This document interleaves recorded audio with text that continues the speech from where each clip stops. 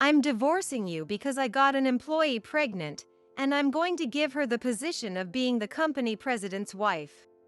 My husband, Dylan said, without a hint of guilt, thrusting the divorce papers in front of me. Are you serious? She's only 23, right? I might have felt a bit of affection for my husband of 30 years, Dylan. But he trampled over my feelings with ease. Are you joking? Unlike you, a housewife, I'm the president of a company. His usual attitude dried up any love I had for him completely. And my heart, now empty, filled with hatred. Okay, I understand. And with that, our 30 years of marriage came to an end. He really doesn't understand anything, does he? He's so impulsive. Saying I wouldn't care if he regretted anything that happened afterward, I signed the divorce papers. Then, 2 weeks after the divorce, I kept quiet, but that girl you got pregnant. What? Dylan, who had a lavish wedding ceremony abroad, was about to learn a terrible truth. My name is Abby. I am 56 years old, the same age as my husband, Dylan, who runs a company. Dylan and I met at a party. Coming from the countryside, all my classmates were either married or had children already. I wasn't exactly in a rush, but seeing my close friends' families, I yearned for a family of my own. Especially since I was raised by my grandparents after my parents died when I was young. To be honest, I wasn't very close to my grandparents. Probably because my father had eloped with their only daughter, my mom. So, I always dreamed of building a bright and happy family of my own. And then, by chance, I met him at a party. Having grown up in a single-parent family, I can understand your feelings to some extent. By the way, I'm thinking of starting a company and would like to do it with you, Abby. Would you date me? I think we could make it work together, with someone as intelligent and goal-oriented as you. His sincere words attracted me, and we started dating. That's when my fate began to spiral out of control. We dated with the intention of marrying, and eventually got married at the age of 26. 30 years have passed since then, just the two of us. We don't have children. Because we were not blessed with any.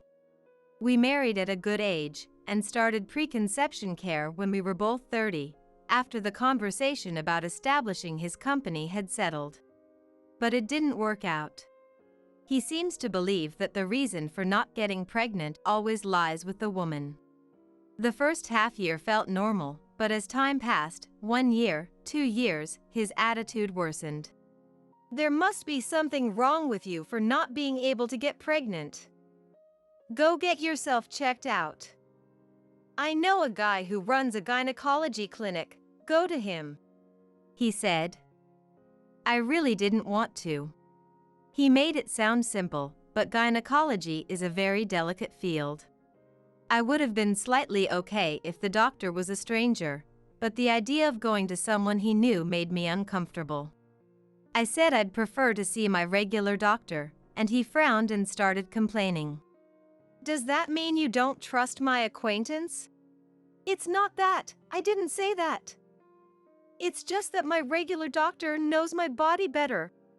Fine, do whatever you want. But don't expect me to deal with whatever happens later. Angry, he left somewhere. Despite upsetting him, I strongly felt that I should be able to choose my own doctor and proceeded as planned. The result was that there was nothing wrong with me. But to know for sure whether it was infertility, he needed to be tested too, which I suggested. Yet, this only made him more upset. There's no way I'm infertile. What an irresponsible thing for a doctor to say. This is exactly the problem. If we had gone to my acquaintance from the start, none of this would have happened. But it's too late now. I've decided that the failure of the preconception care is your fault, so deal with it yourself. This was how the issue of preconception care remained unresolved, and we just dragged it along until we were over 40. I was open to the idea of having children if I could get pregnant, but it seemed Dylan wasn't. He seemed to think it was embarrassing to get pregnant after 40, and from that time on, we lived together as a couple but as if we were complete strangers to each other. Still, as a company owner, he needed a successor. So, we decided to adopt a child with no relatives and welcome him as our own. Our son's name is Eric. He grew up to be honest, kind, and principled. He is now 21 years old. He is attending university while being groomed as the successor to Dylan's company. Now that I'm 56, I started to think seriously about the future when a shocking incident occurred. Nice to meet you. I'm Brenda. The president always takes such good care of me. She greeted me in a drawn-out manner, a new employee at Dylan's company. Her appearance added another worry to my list. My first impression of Brenda was that she was a beauty who would fit right into the glamorous world. She had sharp features, a good figure, and seemed to be about 5 feet 5 inches tall. She had worked as a model while in college, I heard. She's not modeling now since she joined Dylan's company as a new employee, but she still has an unmistakable aura. The reason she came to greet me was that she moved into the house next door. The apartment next to ours is rented entirely as company housing, primarily for single employees. Brenda, living alone, preferred it for its cheaper rent compared to regular apartments.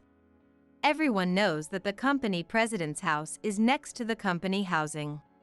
So at first, I thought Brenda had simply come over to greet us. But, unexpectedly, she made a shocking statement. Just between us, I think the president really likes me. During my interview, he complimented my looks a lot, and I come from a pretty good university. Oh, were you a high school graduate? Sorry about that. Her words clearly looked down on me, making me tremble with anger. Education is just a part of the process to me. If it doesn't lead to results, it doesn't mean much. That's how I see it. Sparks flew between me and Brenda. I've always been competitive and can't help responding to unpleasant comments. In elementary school, I was often teased by classmates for being raised by my grandparents. I didn't want to drag that bitter feeling forever, so I made sure to express my dislike clearly. Brenda, perhaps not expecting me to retort, was momentarily taken aback. However, an unexpected ally appeared. Oh, isn't that Brenda? How's work? Getting used to it? It was Dylan. Of course, he wasn't on my side but supported Brenda, whom he favored. Abby, stop being so childish. Isn't it embarrassing for the wife of the president? This is why I don't want to introduce you in front of everyone. Don't make me ashamed any more than this, okay? Yeah, I got it. He has always been like this. Always putting me down and never once standing by my side. The reason I still live with him is because of Eric. He is a junior in college, and he has a little over a year left. But once he enters society, I've thought it might be time to end things with him. That means I only need to endure for less than 2 more years. And so, I continued this false marriage with him. However, the arrival of this new employee, Brenda, would unexpectedly derail my plans. Not long after Brenda moved into the company housing, I discovered something significant. Ugh, Dylan, do you really like me that much? Of course, I prefer a young girl like you over an old hag any day. You're so cute and I love you. That day, Dylan had said he couldn't come home because of an important business deal. So, I decided to eat out alone. Being by myself for the first time in a while, I thought I'd enjoy a drink.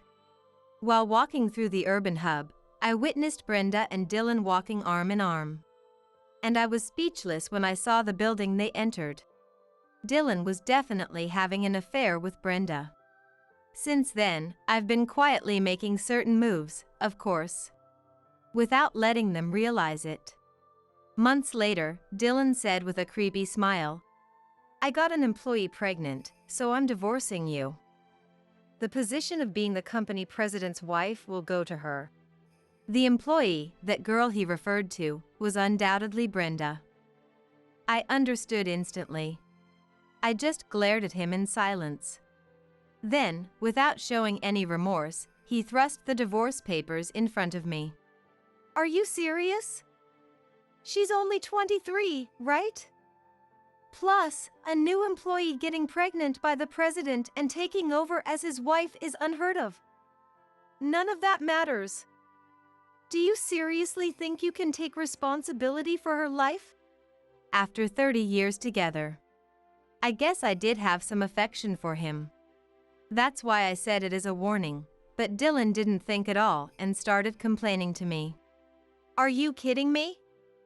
I'm the president of the company.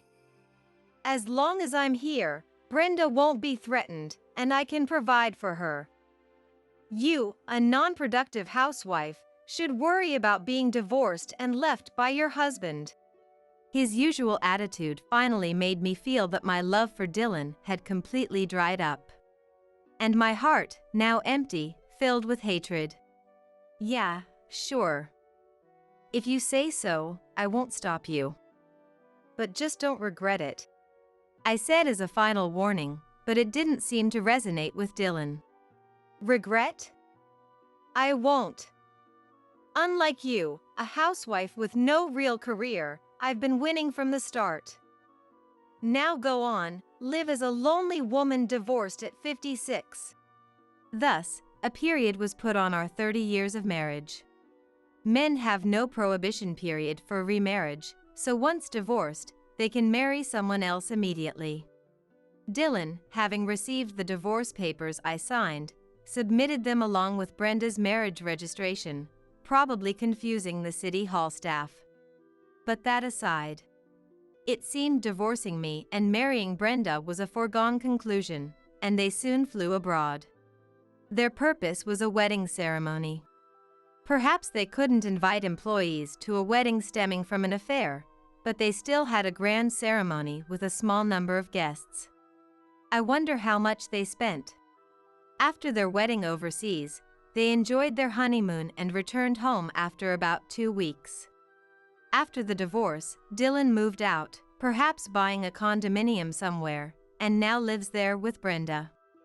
However, when he returned for something he forgot, I greeted him with a thin smile and said, "Did you check your credit card statement properly?" Startled by my sudden question, he looked visibly uncomfortable. But his expression fell with my next words. I kept quiet, but that girl. "What?" "Seems she's hooked on a guy from the nightclub." "Huh? Wait, what are you talking about all of a sudden?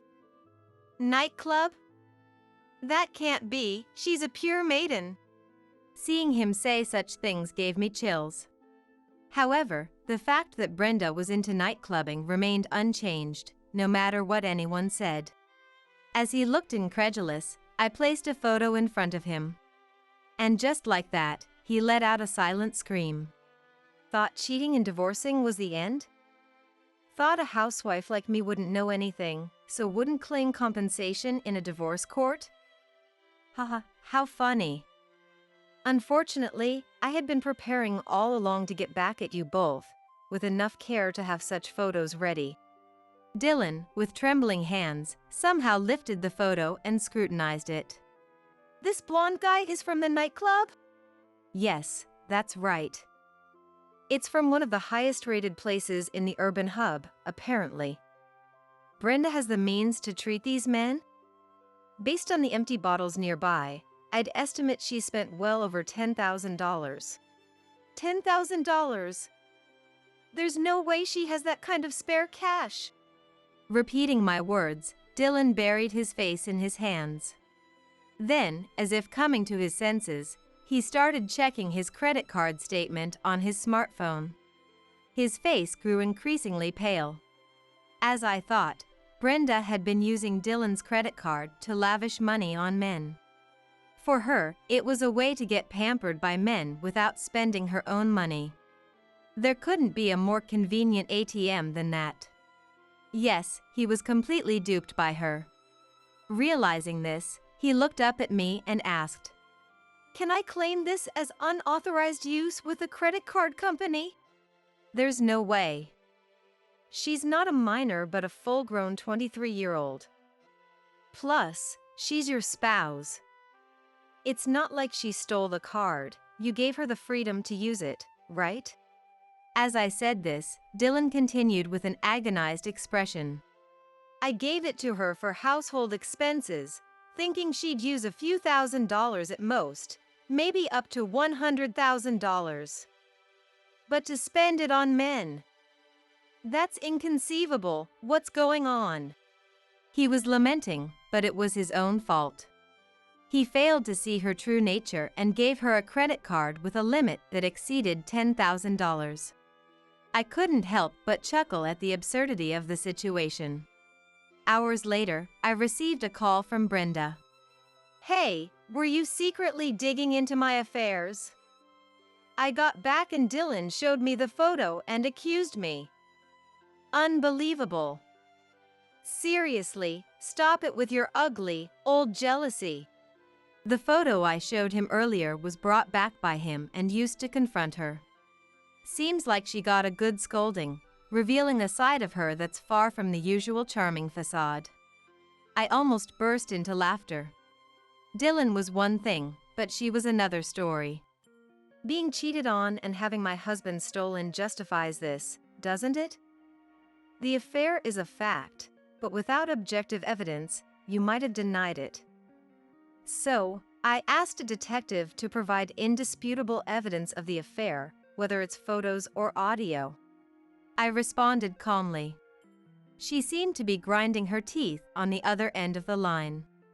After a few seconds of silence, she huffed and said, "Then fine. This is defamation, so I'm going to sue you." Huh? I let out an incredulous laugh. Did she really understand the meaning of defamation when she said that? In this case, Brenda and Dylan, who ended a 30-year marriage due to an affair, are on the offending side. If anyone were to sue, it would be me, the victim. I was astounded by Brenda's misunderstanding. But her misconceptions didn't stop. "I have Dylan, the ultimate ATM. A little cry, and he's immediately back on my side, and you're nothing. Just wait until the day you're the one crying." With that, she hung up abruptly. Naturally, Brenda ended up being the one to suffer later on. A few days after I exposed Brenda's true nature to Dylan, Brenda came to me begging for forgiveness. About the compensation in the divorce, if I'm sued, I'll pay, so could you tell Dylan? Suing a 23-year-old for marital fraud seems a bit much." The turn of events was as I expected, and I couldn't help but laugh. Brenda frowned for a moment but, realizing her current predicament, could only glare at me resentfully. Dylan, being a company president, had connections with lawyers. That's probably why you asked. So, he inquired whether he could sue her for marital fraud. Brenda had clearly stated she viewed him as an ATM, showing no love. And regarding the pregnancy, if it turned out not to be his child, the outcome was clear. Despite her bravado, when faced with the possibility of being sued, she was powerless. That's why she came to me for help. Ironically, I was the only one who could stop Dylan in this situation. Unfortunately, I am human too, and I have feelings about the way you two treated me. Paying money isn't going to settle everything, you know? You knew he was married and yet engaged in an affair, and even got pregnant. Can you understand the mental anguish I experienced when I found out? Without a single laugh and speaking rapidly, I told Brenda, who seemed to shrink away in fear. She had no words to return. Let me be clear, I have no intention of forgiving Brenda or Dylan. I thought it was about time to settle this. I had been somewhat considerate because Brenda was pregnant, but it seems that's no longer necessary. I had made up my mind. Let's handle the future through lawyers, shall we? I don't plan to drag this on forever. Be prepared. With a glare, Brenda let out a small scream and ran away. If her feelings were so weak that she'd flee from harsh words, she shouldn't have started this in the first place. But once something has happened, there's no undoing it. A few days later, Dylan came to my house.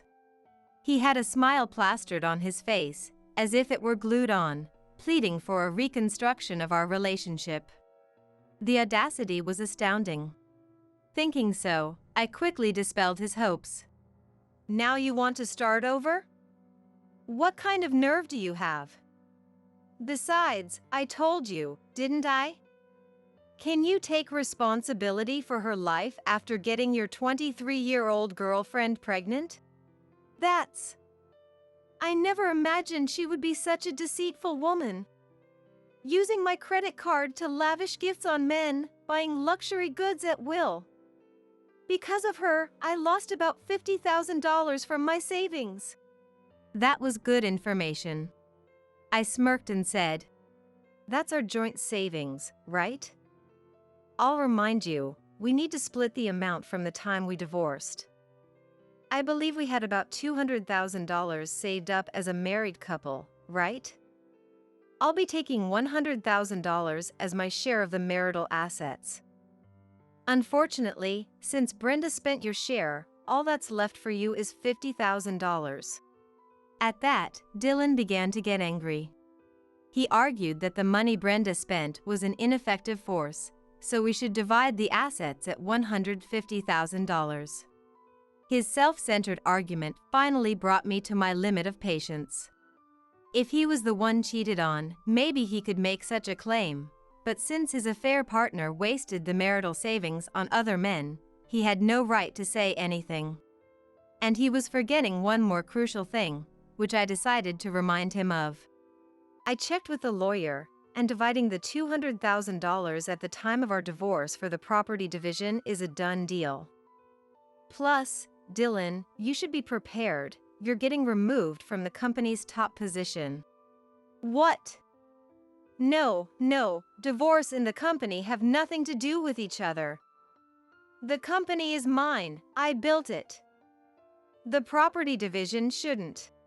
He was cut off when the living room door opened, and the person standing there made Dylan freeze. It was Eric. Dad, I'm disappointed. To think you'd rather not pay off your mistress' splurges with your own savings, so you dip into the company's funds. At that moment, his demeanor completely changed. Until then, he might have appeared somewhat confident, perhaps thinking he could talk his way out of it with me. But with Eric's arrival and his statement, Dylan found himself in a tight spot. Now, as he pointed out, Dylan had been tampering with the company's funds. It's not a cute amount like a few $1,000. Not just a few $1,000s, but over $100,000 had been embezzled. Dad, you know I've been studying economics and business at university while working in accounting at your company, right? When I noticed something was off and conducted an internal investigation, it turned out Dad was embezzling company money. He stated, presenting irrefutable evidence. Realizing escape was futile, Dylan, like Brenda before him, pleaded repeatedly for forgiveness. I was wrong. I admit it. So, Eric, can't you overlook it? I'm your dad. Abby, we were married for 30 years. Be a bit kinder to me. Please. Such a shallow apology was unnecessary. Neither my nor Eric's feelings had changed at all. The executives had already agreed that someone like him could not be entrusted with the company. By the time Dylan realized it, it was too late, and all he could do was cry and apologize. Then, someone barged in. It was obvious who it was: Brenda. So you were here. Since the man thing came out, you haven't come home, and you've been avoiding me at work. Fine, I'm divorcing Dylan. The child is definitely yours, so you'll be paying alimony and compensation in the divorce. Facing her red-faced anger, it wasn't me or Dylan who responded, but Eric. Brenda, do you understand why I became mom and dad's adopted son? Huh? Because this old lady is infertile. Mom is not infertile. The one who is infertile is dad. At that moment, the atmosphere froze.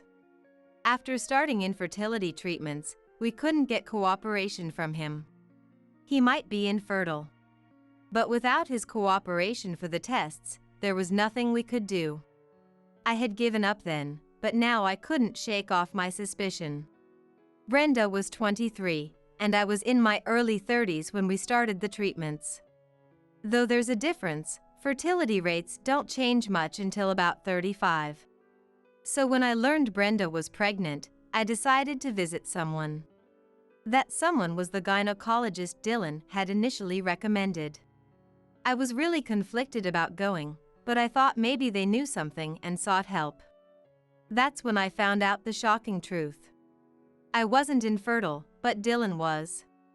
Apparently, he has no ability to impregnate anyone. Before dating me, his ex-girlfriend told him to get tested reluctantly. Knowing his pride and their acquaintance, the doctor didn't tell the truth and said there were no issues. When visiting the doctor, a friend worried about me insisted on coming along, but I never imagined finding out such a fact. As a doctor, not disclosing the actual test results wasn't right. But blaming him now doesn't change anything. The fact remains, you are infertile. So, Brenda, how exactly did you conceive his child? Brenda started to falter. If she truly believed Dylan was the father, she could have outright denied my claims. Her inability to do so probably meant something. Dylan, more upset by Brenda piling on lies than the revelation of his infertility, began to berate her fiercely. Seeing them about to start an ugly argument, I intervened. Brenda initially approached you to use you. That's an undeniable fact. I understand your anger, but you cheated on me first. That's also a fact. Before you two start a nasty fight, isn't there something you should say to me? With a glare, Dylan shut his mouth. Then Brenda said, I'm sorry. I never thought it would come to this. Oh? So you destroyed a family with that mindset? She could only cry and keep apologizing. I couldn't bear to watch. Exchanging a nod with Eric, I presented them with the documents for the compensation claim in the divorce court. Seeing it, Dylan's voice cracked. Hey!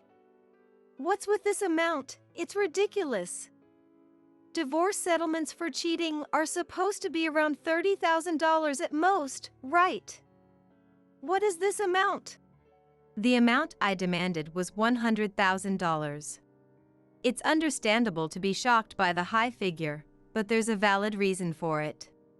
For the past 10 years, Dylan, despite being in a superior position as the company's president, had not given me, a housewife, any living expenses. I managed because I had about $100,000 inherited from my parents. I used it for living expenses and Eric's education, so frankly, my personal savings were zero.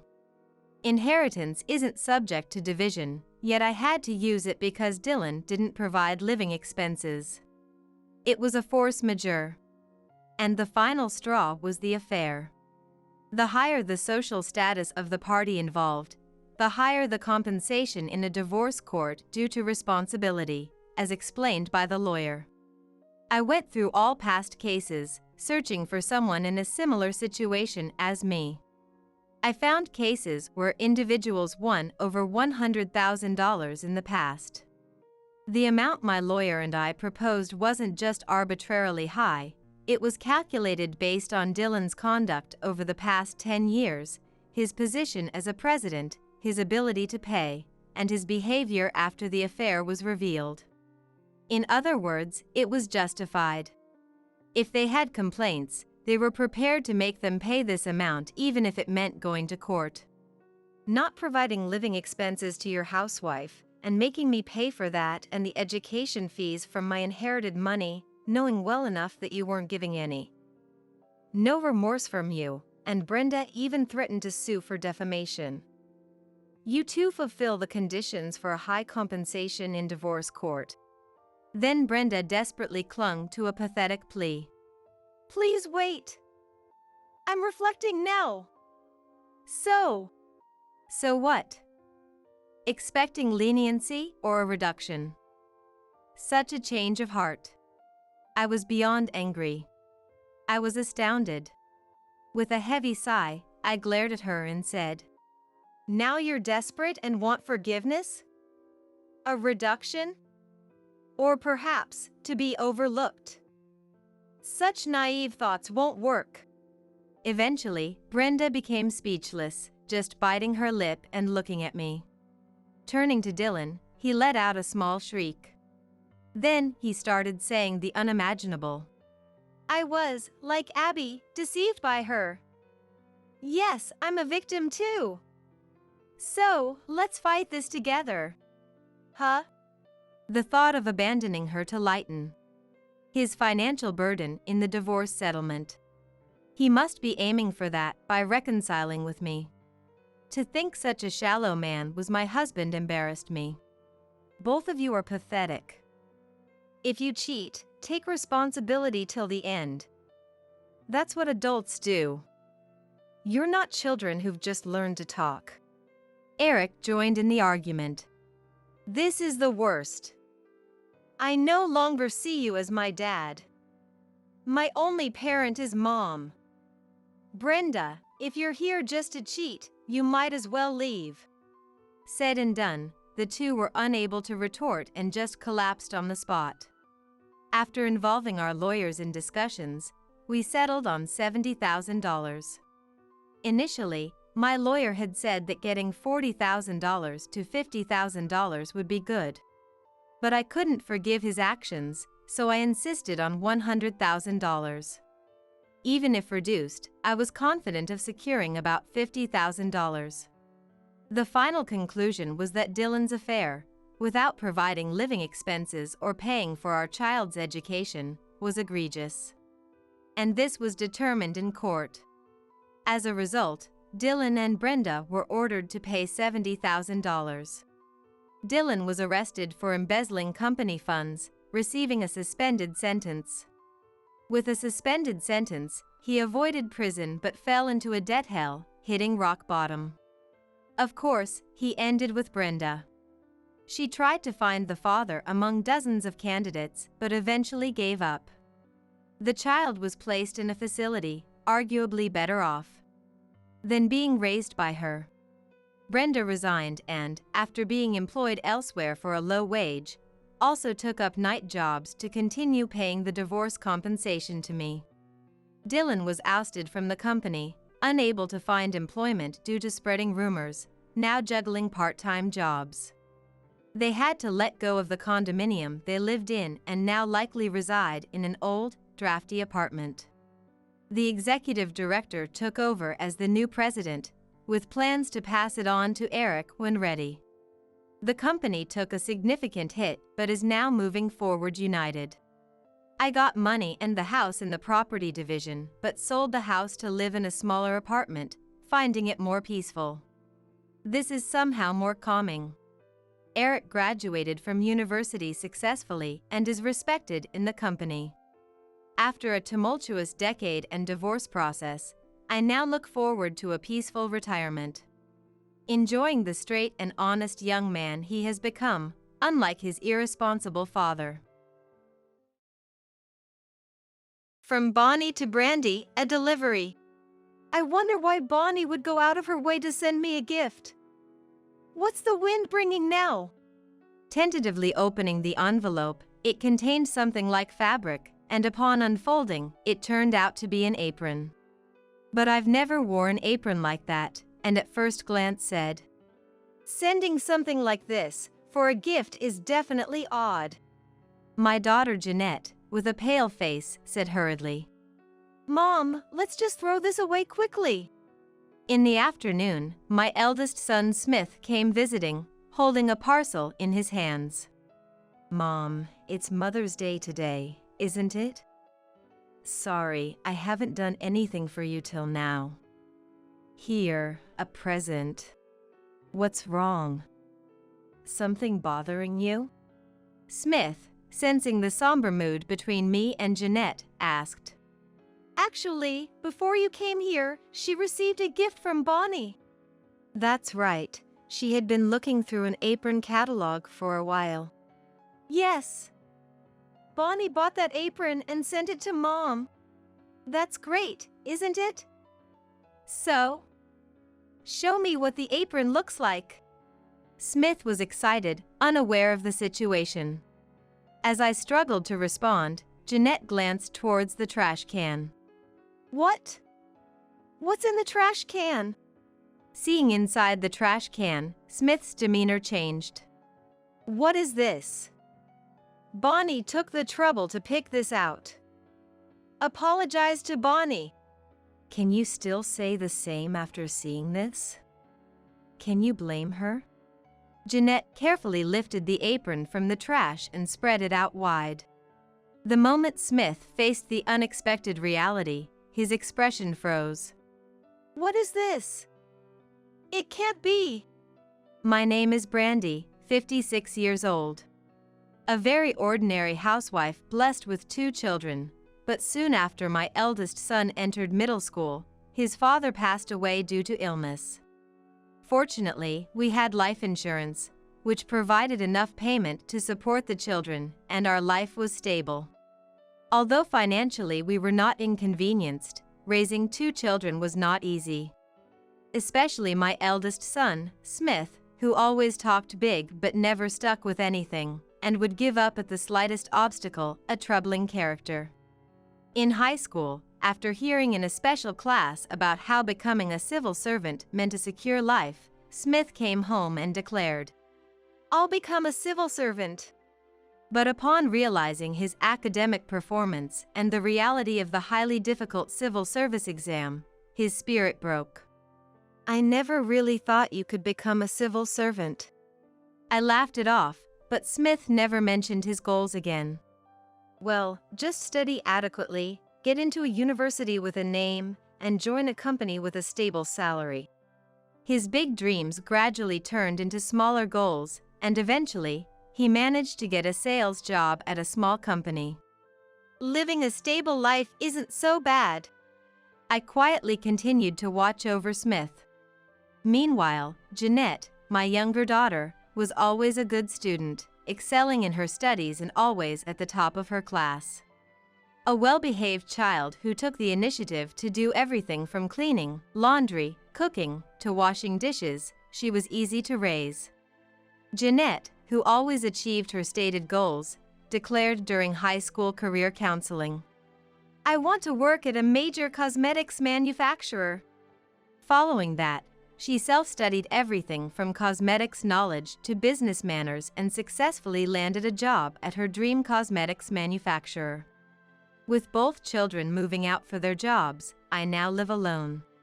Not hearing the children's lively laughter or their arguments suddenly made me feel lonely. The only joy in my life now is the occasional phone calls from my children. One day, Smith called, sounding quite formal. "Actually, there's a woman I'd like to introduce to you, Mom," he said, sounding confused. When someone mentions introducing a woman, even the least perceptive person can guess it's a fiancé. Thinking about it, Smith is in his mid-20s. About the same age my husband and I got married, so it's not surprising he has someone he's thinking of marrying. Honestly, while I was surprised, I also felt a loneliness at the thought of my son being taken away by someone else, but I knew a mother has no right to hold back her adult son. Coming home for the weekend after a while, Smith brought a young woman by his side. "I'd like to introduce you. This is Bonnie. She works at a major apparel company." "Nice to meet you, Brandy. I'm Bonnie." Pleasure to meet you. The woman who introduced herself as Bonnie didn't have the flashy makeup common these days, but bowed with a low posture, leaving a refreshing and pleasant impression. Maybe because Smith chose her, my internal criteria for judgment was a bit softer than usual. Even when we sat down on the living room sofa, and I was about to serve tea, she hurriedly stood up. Brandy, let me do that. It's okay, you're a guest today, so please take it easy. Her well-mannered appearance boosted my impression of her significantly. Her smiling face with cute dimples contributed to a warm and fuzzy aura. I see, so this is what got you hooked. Eh? What was that? Mom, did you say something? No, I didn't say anything at all. I laughed it off. More importantly, I'm curious about how you two met. When I asked with interest, Smith shyly admitted. Actually, we only met at a mixer 2 weeks ago. Hearing this, I was so shocked I almost lost my footing. Engaged after just 2 weeks of meeting? Isn't that a bit too fast? Do you think? I don't think it's too fast. Speed is normal these days, and I often hear about people getting married without dating at all. That might be true, but as a mother, I couldn't help but feel anxious. When Bonnie went to the restroom, I asked Smith, I'll trust your choice since you picked her, but are you really sure about this? Are you prepared? Of course I am. Mom, do you still not trust Bonnie? I shook my head. It's not about trust. Regardless of trust, I think getting engaged after only 2 weeks is too quick. Smith laughed off my concern. Mom, I've heard that you had almost no courtship period before getting married after your matchmaking. An old story was brought up, reviving sweet and sour memories of my youth, but I coughed and brushed those memories aside. Still, back then, both our parents knew each other well, and the matchmaker was someone trustworthy. Your situation is not the same. Is that so? Well, regardless, the fact that Bonnie and I are getting married is unchangeable, and my feelings won't change even if you don't approve. Smith looked at me with a determined glare. I'm not going to fuss over your marriage to her. I trust you, so if you've decided on her, go ahead. Thank you. I knew you would understand, Mom. Smith said, his eyes shining. Well, Bonnie seems like a sincere woman, and I'll accept the engagement, but how about dating for about a year first? To understand what kind of person the other is before making any decisions. To avoid regrets later. I meant it as advice out of concern, but Smith seemed not to take it well.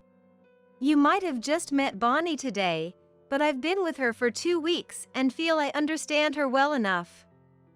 I can't wait a year. Smith's resolve seemed unbreakable. When Bonnie returned from the restroom. Anyway, we will definitely build a wonderful family, so please watch over us warmly. Saying this, the young couple left my home, and 2 months later, they had their wedding. A few days after that, I received a call from Smith informing me that Bonnie had quit her job to become a housewife. That's how it's going to be, so, see ya. Wait a minute. Are you sure that's okay? Bonnie quitting her job is also for me. She says it's better for raising children. And you know, Mom, you want to see your grandchildren soon, right? This is also for you. It felt like I was being smoothly convinced. The swift developments left me feeling a bit left behind. Smith, you rushed into marriage, but are you really okay with that woman, Bonnie? Jeanette expressed her worries over the phone, but I responded with a wry smile. What's done is done. All we can do now is watch over them warmly. That's true.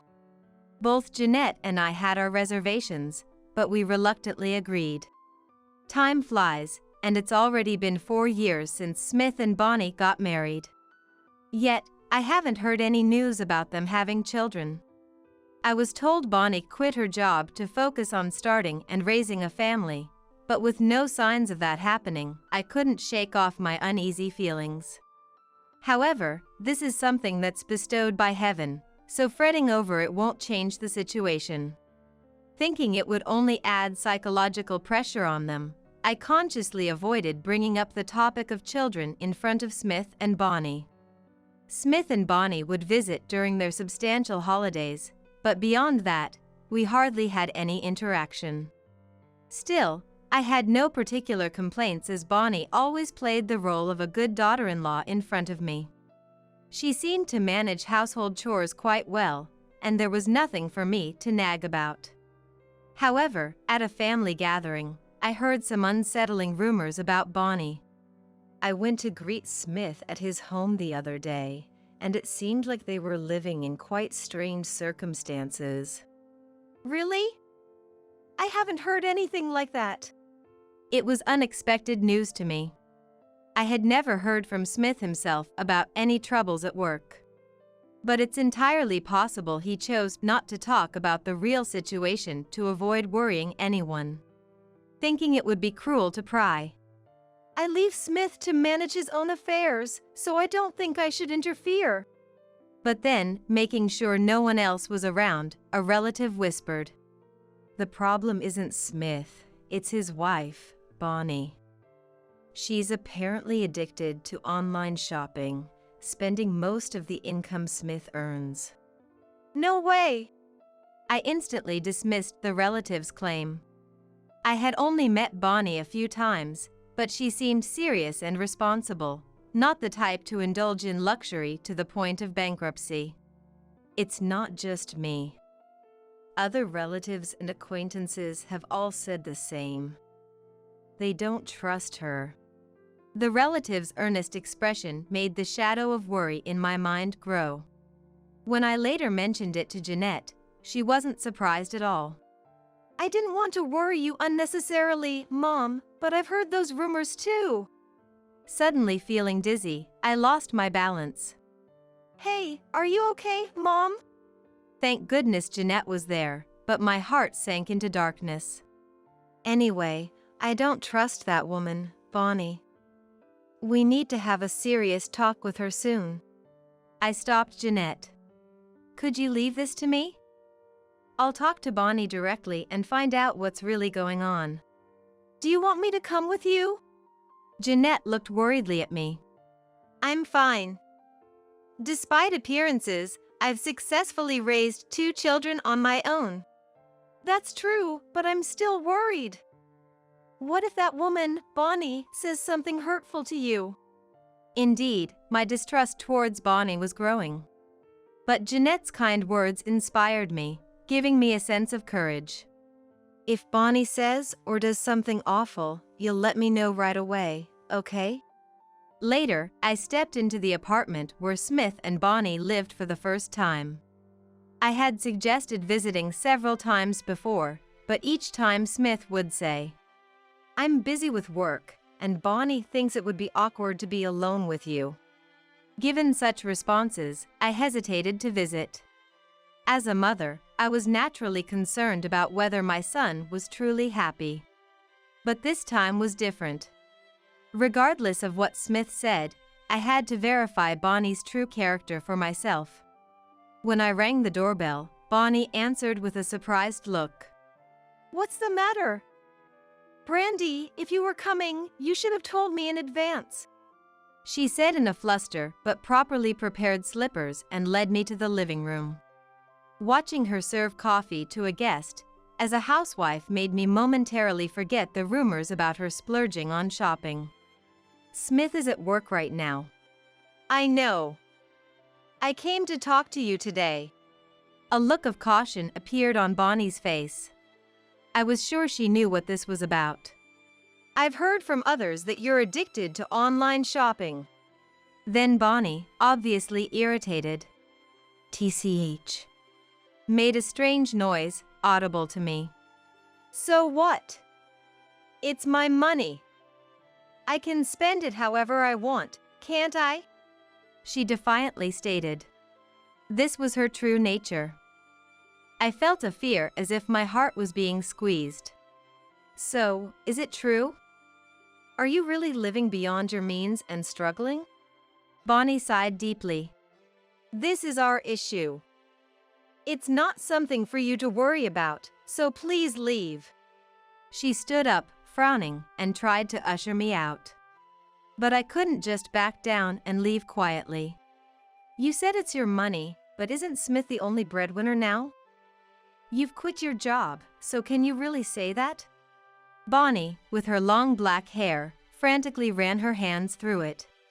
It's all for having and raising children. I'm trying to give you a grandchild. That's why I decided not to work. But it's not going as planned, so of course, I get stressed every day. What's wrong with a little shopping? Do you, an outsider, have the right to stop me? She laid out a one-sided and selfish argument. That's a different matter. I tried to counter calmly, but even that seemed to annoy Bonnie. How dare you meddle in our private life? Get out! She almost threw something at me, spitting words with fierce anger, leaving me no choice but to flee. It appeared Bonnie disliked anyone interfering in her affairs to an extreme degree. Convinced of this, I decided to reconsider my approach to Bonnie in the future. The second Sunday of May arrived. This day is Mother's Day, a special day when children across the country express their appreciation and thanks to their mothers. Every year around this time, I feel restless and uneasy. Returning from shopping, I saw Jeanette's car pulling into the garage. I just got back, perfect timing. Jeanette got out of the car and from the back seat, she took out a bright red carnation bouquet. Thank you for everything, Mom. Please stay healthy and live a long life. Hey, I'm still in my 50s. Isn't it too early to be concerned about living a long life? I said, trying to play it off, and Jeanette laughed. My apologies, how rude of me. She bowed deeply in an exaggerated manner and apologized. Did you keep tonight free? I've booked us a reservation at a new restaurant. Thank you. I'm always causing you trouble. It was a given that she would take me out for dinner each year, so I had already cleared my schedule in anticipation. I usually avoid luxury, but I allow myself to indulge in my daughter's kindness on this day. Then, a delivery truck turned into our narrow residential street. Considering it was Mother's Day, I figured the delivery service must be busy, but then the truck stopped in front of our house. It looks like it's for me.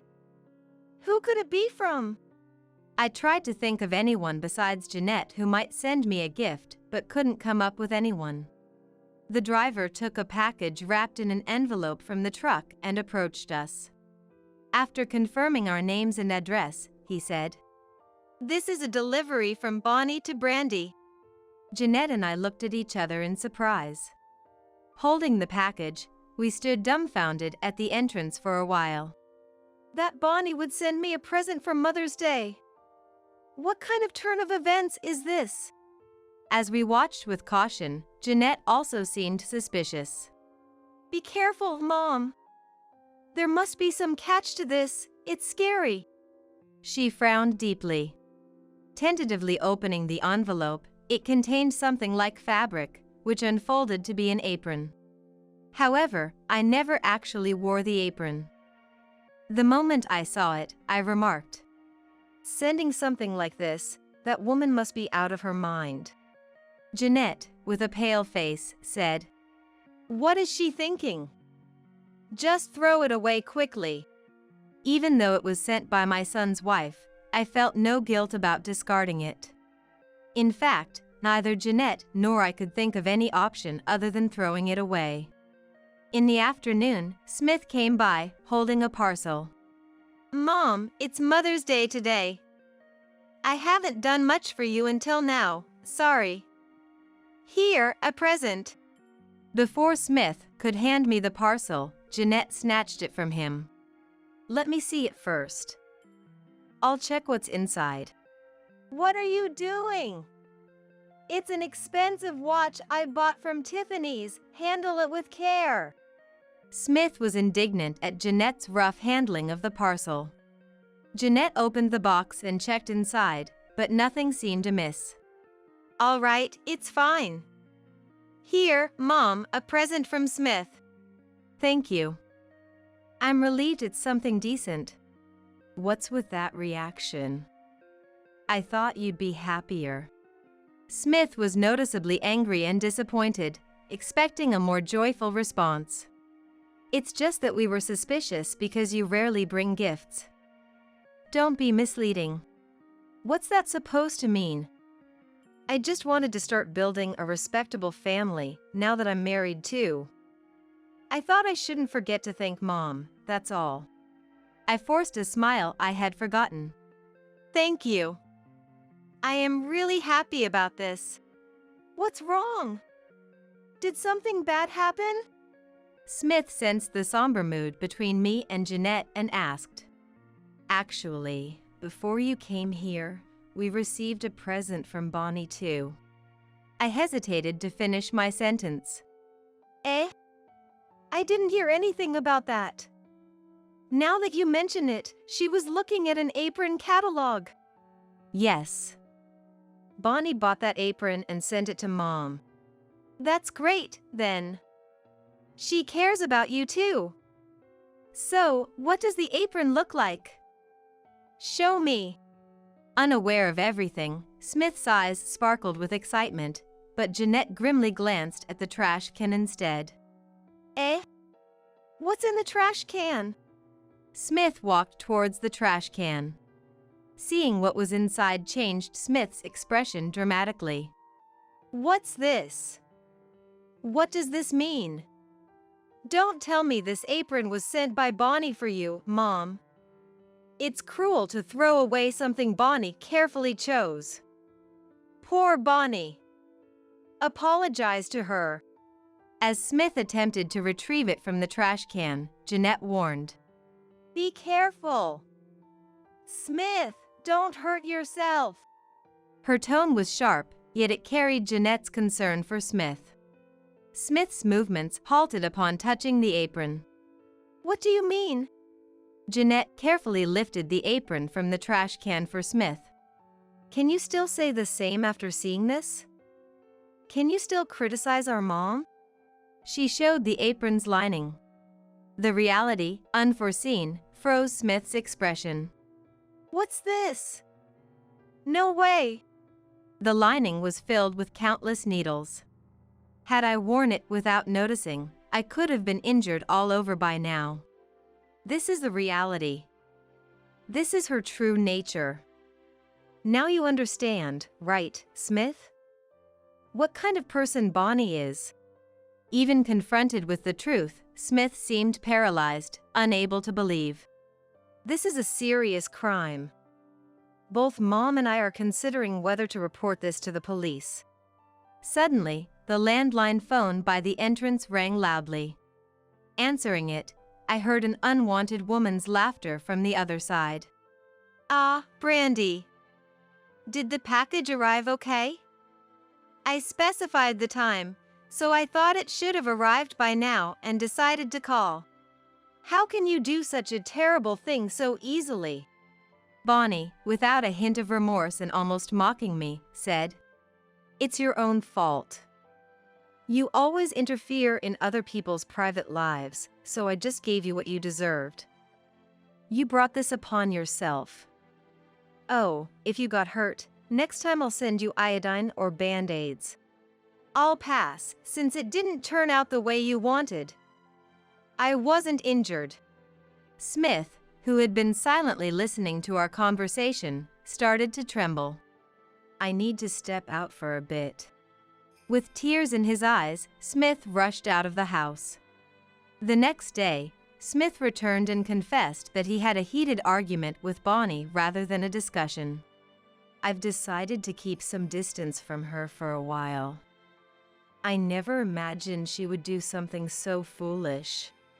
According to Smith, it was unexpected for Bonnie that Smith would come back home at that time. Bonnie wanted to secretly harass me without Smith finding out, but her plan backfired when Smith learned about it. Panicked, Bonnie rambled. The needles in the apron must have been the delivery person's doing. Maybe a driver fed up with their harsh work conditions did it as a form of protest. But even Smith, as naive as he is, could see through her lies. You should be thankful we didn't report you to the police, Smith said sternly, and Bonnie smirked. So what? Are you going to leave me? I don't care either way. Living with you has been bothersome and boring. But Smith, not wanting a divorce, hastily suggested, let's separate for now. We need a cooling-off period. But no divorce. I love you. Why separation? Normally, this would lead to a divorce. Hearing Smith's story, Jeanette raised her voice in panic. Why settle for just a separation after everything Mom's been through? I'm thoroughly disappointed in you, Smith. Jeanette sighed in frustration. I then asked Smith a question that had been bothering me since he announced his marriage. Why did you decide to marry her in the first place? Smith squirmed uncomfortably. Well, that's something I can't really say to others. But Jeanette, disappointed in Smith, pressed on. Speak up. It's just, we were compatible at night. Both Jeanette and I couldn't help but sigh deeply. Smith, who had never been popular with women since his student days, lacked immunity to love as an adult. It wouldn't have taken Bonnie much time to ensnare him. Apparently, Bonnie was quite skilled in bed. But now, that hardly mattered. So, what will you two do now? Divorce or not? Without hesitation, Smith said. No divorce. I plan to mend things with Bonnie once the dust settles. Feeling Smith's unwavering resolve, I lost all will to persuade him further. Do as you please. If you want to reconcile with Bonnie, I won't oppose it. But don't involve us anymore, and don't cross this house's threshold again. That's my condition. I pushed him away coldly. Smith remained silent for a while before nodding slowly. I understand. I won't trouble either of you any further. With that, he left the house. Smith later attempted to repair his relationship with Bonnie, but... Why am I always the bad one? So, it's not wrong for your mother to intrude into my private life. Let's get a divorce. Bonnie initiated the divorce. Mom, I finished work early today. Can I come over for dinner? I'll bring the ingredients. You're always welcome here. I'd love to have you. And there's someone I'd like to introduce to you soon. He's a senior from my university days. From work troubles to relationship advice, my good relationship with my daughter continues. As for Smith, facing divorce papers from Bonnie. Just sign here, and it's done. Despite being hopelessly unable to let go, rumors say Smith still follows Bonnie around. Though it pains me to worry about my son, as long as he doesn't change his mind, we've decided not to reach out to him. I pulled out something from the back of my closet, enveloped in the scent of mothballs. Jeanette, I want you to wear this dress at your wedding. Mom, you're getting ahead of yourself. You haven't even been introduced to him yet. I secretly harbor a dream. For Jeanette to marry, have children, and occasionally bring her kids to visit this house. If you don't want kids, maybe I'll have them. Maybe I should just divorce and we have them. Suddenly, the word divorce popped up at an oddly serene dinner table. My heart skipped a beat, and I inadvertently stopped what I was doing. But I quickly lifted my head and faced the two of them again. All right, we're getting a divorce, then. Huh? Despite being the ones to bring it up, both looked surprised at my response. Seeing their reaction, I immediately backtracked on the divorce talk. Right, of course. You're obviously joking. Osamand laughed, relieved. Next to him, Carly covered her mouth with her hand, chuckling along. But the truth is, I do want a divorce. However, I haven't gathered enough evidence yet. I'm far from ready to make a move. I want to set things straight with Osamand and others, but only when everything is in order. This conversation only made me more determined than before. Yeah, just kidding. I joined in on Osamand's laughter, making sure not to let on that I'm serious about wanting a divorce. My name is Lena. I'm 27. I used to work in an office at a design company, but after getting married, I quit my job to become a housewife. My husband's name is Osamand. We met at a party I was invited to by a friend. I've never been good at socializing.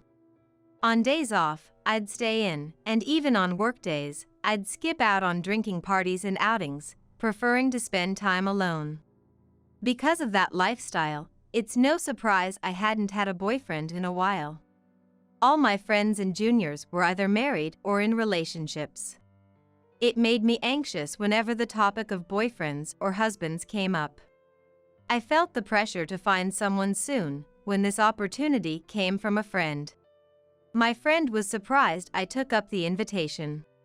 Wow, I invited you without expecting much.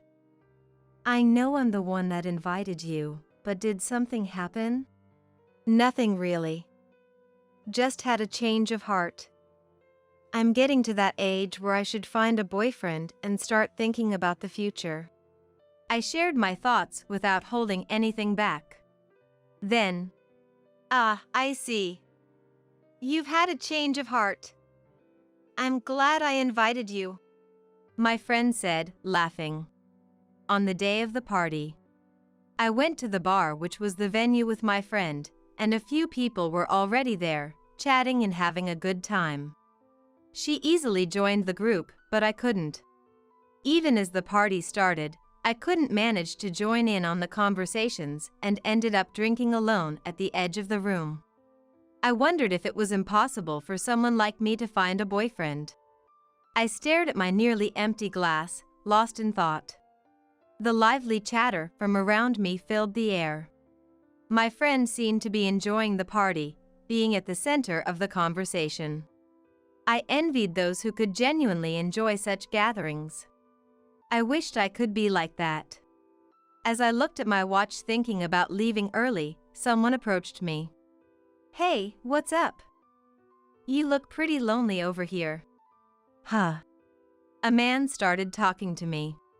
That man would later become my husband, Osamand. Would you like to talk with me? Yes, I would. Osamand took a seat next to me, placing the drink he had been sipping on the table. We had introduced ourselves earlier, so we knew each other's names. So, you're Lena, right? Yes, and you're Osamand. That's right. Thanks for remembering my name. Osamand thanked me, looking genuinely pleased. After that, we didn't join the rest of the group, opting instead to continue our conversation just between the two of us. We started with work, then moved on to hobbies, and even where we lived, the topics varied. Wow, really? Osamand seemed to pick up on my nervousness and made an effort to keep the conversation lively. Before I knew it, I was swept up in his enthusiasm, and my nervousness had vanished. Osamand was having fun talking, and he seemed genuinely interested in listening to me. Eventually, I found myself becoming fond of Osamand. I myself thought I was too easy. But for someone who doesn't usually talk to people, this was enough to make me take notice. After the party ended, we went to a bar to continue drinking, just the two of us.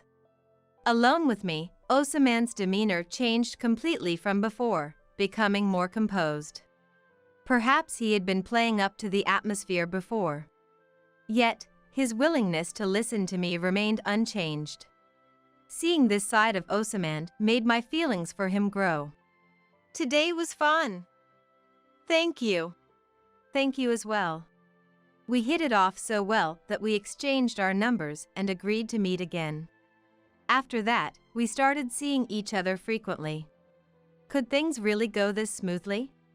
The moment I decided to find a boyfriend, I was invited to a party and met someone compatible. I had expected more of a struggle, so I was a bit taken aback by how easily things were progressing. About 2 months after the party, Osamand confessed his feelings, and we started dating. He was just as kind to me as he had been before we were officially together. Whenever we both had time off, we would go on drives or trips, spending time together. That said, Osamand was busy with work, so our schedules didn't always match up, and we probably saw each other less often than other couples might.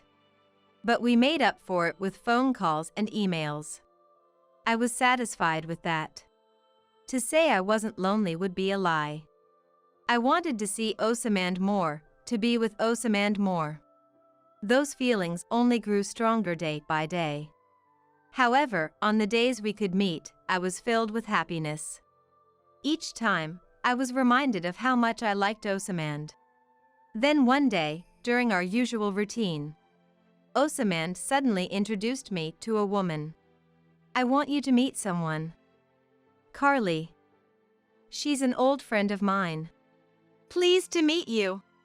The woman introduced as Carly was Osamand's childhood friend. From what I heard, Osamand and Carly had been close since kindergarten, and they still visited each other's parents' homes and went out to eat together. Carly has always been such a great person. Oh, remember that time? Wait, why are you bringing that up now? I mean, it did happen, but… Osamand and Carly were completely engrossed in their own world, chatting away. Naturally, I had no idea how to navigate this situation. All I could do was watch them with a forced smile, feeling out of place. Noticing my discomfort, Osamand said, I'm sorry. I figured you'd be seeing Carly around, so I thought I'd introduce you. Honestly, I wondered why I needed to get along with his childhood friend in the future. But I wasn't strong enough to voice such thoughts there and then. I just went along with it, trying not to upset Osamand and his friend. Oh, is that so? But you didn't know I was meeting with you today, right? Sorry if it feels like I just showed up out of the blue. Not at all. Please don't worry about it. I'm really glad to meet you. Really? Thank you. Carly smiled sweetly, thanking me. However, as time went on, Osamand and Carly continued to create their own little world, leaving me feeling left out. At first, I desperately tried to join in their conversation, but eventually, I realized it was futile and just sat there, sipping my coffee alone. If they were going to talk amongst themselves, I wondered why I was even needed there. I felt a mix of sadness and emptiness, silently observing them. The situation didn't change until 2 hours later when I finally managed to excuse myself from their company, after being treated like I wasn't there. I'm really sorry. It's been a while since I've seen Carly. I see. No, it's totally fine. It's good that you got to catch up after so long. Yeah. I'm really sorry. Osamand apologized, seeming genuinely remorseful. It appeared he was aware that he had done something wrong. I couldn't help feeling slightly angry that he had created this exclusive world with Carly in the first place. No, really, it's okay. I accepted Osamand's apology without holding any grudge. After that incident, Osamand never brought up Carly again. Perhaps he realized it was a sensitive issue. He started to check on my feelings more, likely thinking he had indeed made a mistake. At the time, I felt lonely and insecure, but deep down, I knew it wasn't something to make a big deal about. After all, they were childhood friends. It made sense that they'd get caught up in conversation after a long time apart. However, I couldn't bring myself to say I was okay with Carly. I didn't want to dredge up the topic myself. A few weeks after meeting Carly, Osaman's behavior returned to normal, and it felt like our daily life had resumed. A year later, Osaman proposed, and we got married. The wedding was attended by family, friends, colleagues, and Carly. Carly seemed genuinely happy for us. Congratulations on your wedding. I'm sure you know, but Osaman is really a great guy, and I believe you'll be very happy together. Thank you. Carly made a point to come over to me and speak. Her smile was a complex mix of happiness and loneliness. After the wedding, we returned to the new apartment we had rented as a married couple. Though we were already officially married and lived together, I remembered when we moved in and felt somewhat embarrassed. Osaman was right there beside me. Just the thought of being able to share the same space with him from now on filled my heart with joy. I couldn't help but smile at the thought of our future together. I wanted to spend forever with Osaman. However, this happy life did not last long. Even after marriage, Osaman was still busy with work, but he made sure to spend as much time with me as possible. Except for when he had work dinners or special occasions, he would always come home before the date changed, and despite being tired himself, he would offer kind words to me as I did the housework. He was with me all weekend, taking me on trips and shopping. It might have seemed ordinary, but I felt truly happy with just that. But then, suddenly, a certain person started to intrude on our lives, significantly changing our routine. It was during a weekend shopping trip in town with Osaman. I spotted a familiar figure. It was Carly. She had seen us too and hurried over with a happy expression. Hey, Osaman, Lena. Carly. What a coincidence. As I was about to greet her, Osaman casually reached out and tousled Carly's hair. Hey, Osaman. You're messing up my hair. Sorry. I just can't help it when I see you. I understood that they were close, but seeing them like this pained my heart. Osaman didn't seem to think it was a big deal, and Carly didn't seem to mind. They started talking without paying any attention to me, reigniting a sense of emptiness within me. I didn't know what to do, so I just looked at nearby products and thought vaguely about where to go next. Despite being able to see me, Carly continued to talk to Osaman without any concern.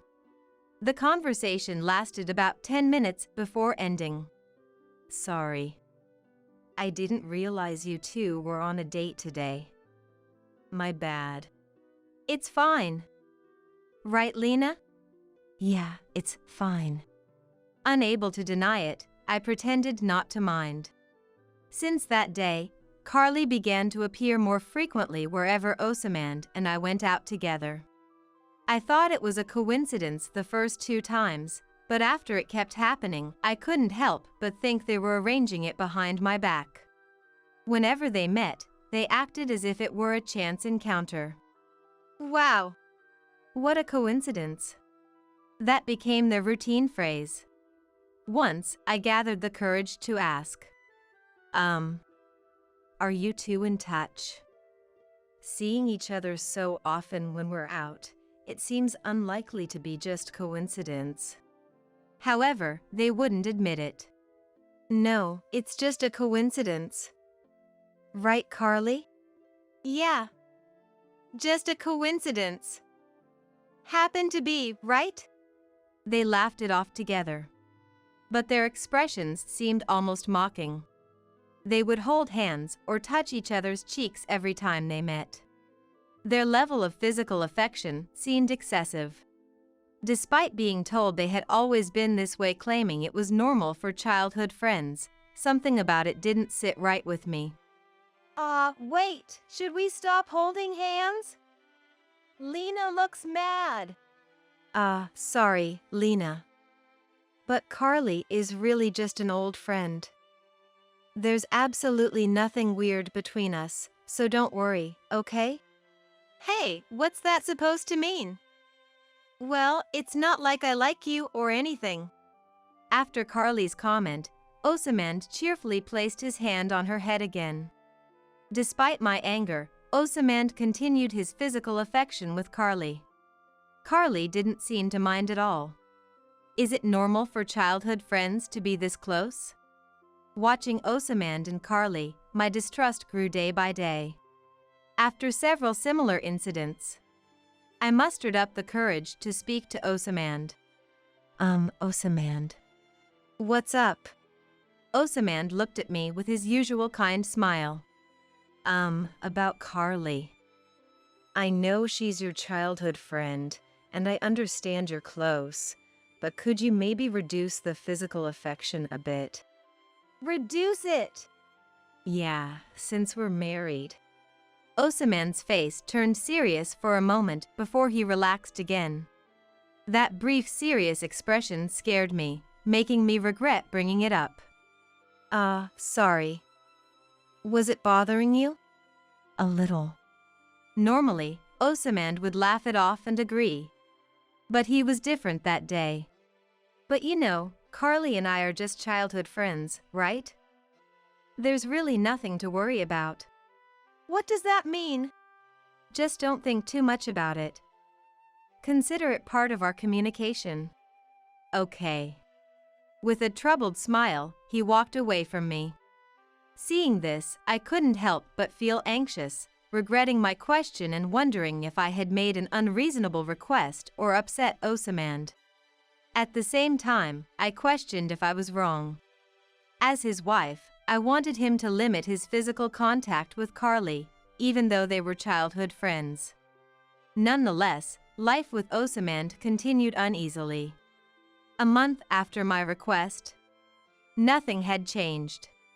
In fact, it seemed to get worse. Carly started to intrude on our home. She would come over on weekdays and weekends, eat, and then leave, with me preparing everything. Carly would just show up suddenly, spending time talking to Osamand on the sofa.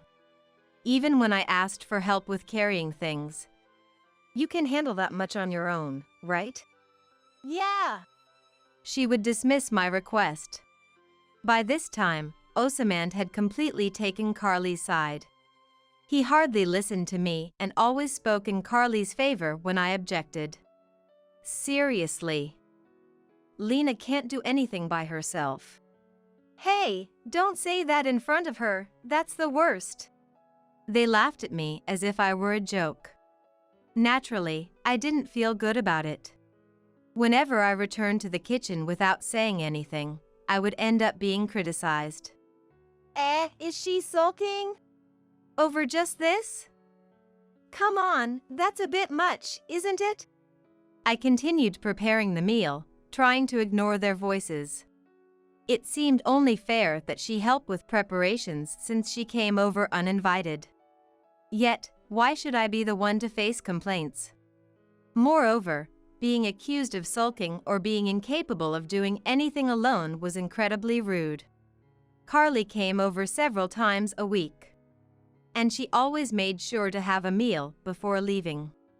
Even during meals, there was no sense of calm. Carly would sit next to Osamand, constantly pestering him. Osamand seemed to not mind her actions. They would feed each other or share laughs, looking entirely like a couple to anyone observing. But it turns out Carly actually had a fiancé named Raymond. He worked at the same company as Carly, holding a rather prestigious position. Though I heard he was abroad currently. Still, I thought it inappropriate for someone engaged to engage in such excessive physical intimacy with their childhood friend. Carly, could you maybe stop coming over so often? The food costs are adding up, and it's more work to cook. However, Osamand just laughed off my request. Come on.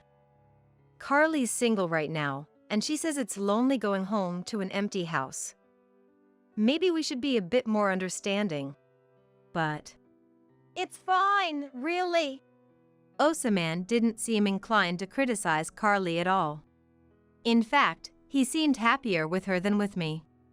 I wondered why Osaman couldn't show me the same smile. Eventually, I began to despise not only Carly but also the sight of Osaman smiling at her. A year into our marriage, Carly's intrusions continued unabated.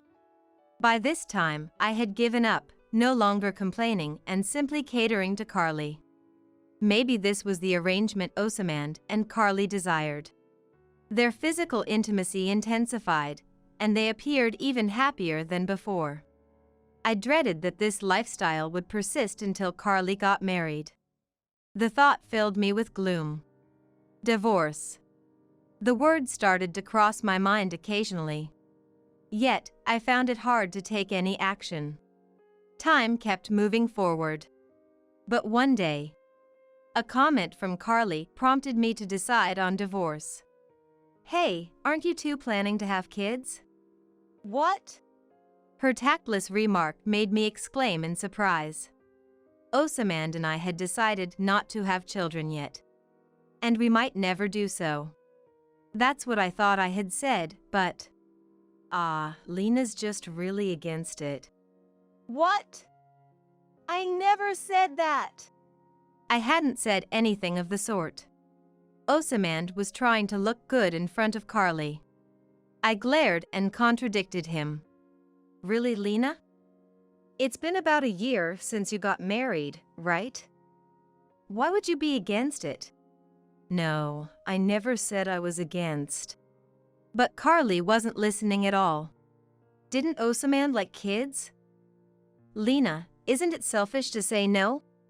I'm not being selfish. I never said that. It's a real concern. Osaman continued to take Carly's side, even in this situation, choosing his childhood friend over his wife. It made me realize for the first time that perhaps I couldn't continue going on with him.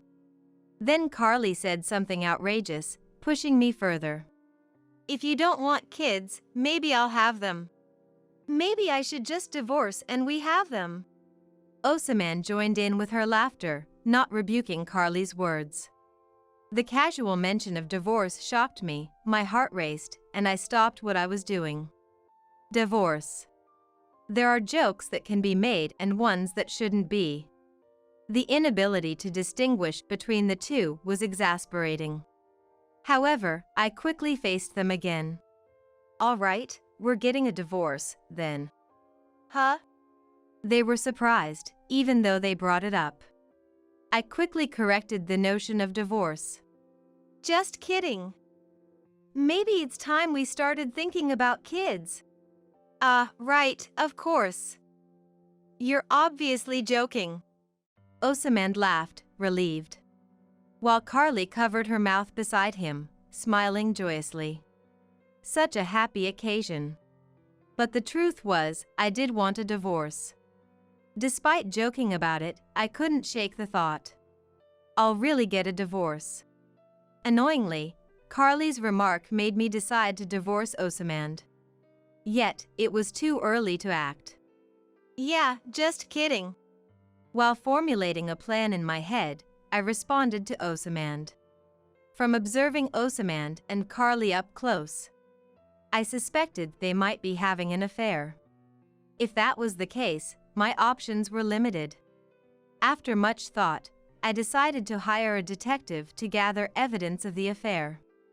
I also tried to sneak a peek at Osaman's mobile phone to gather evidence myself.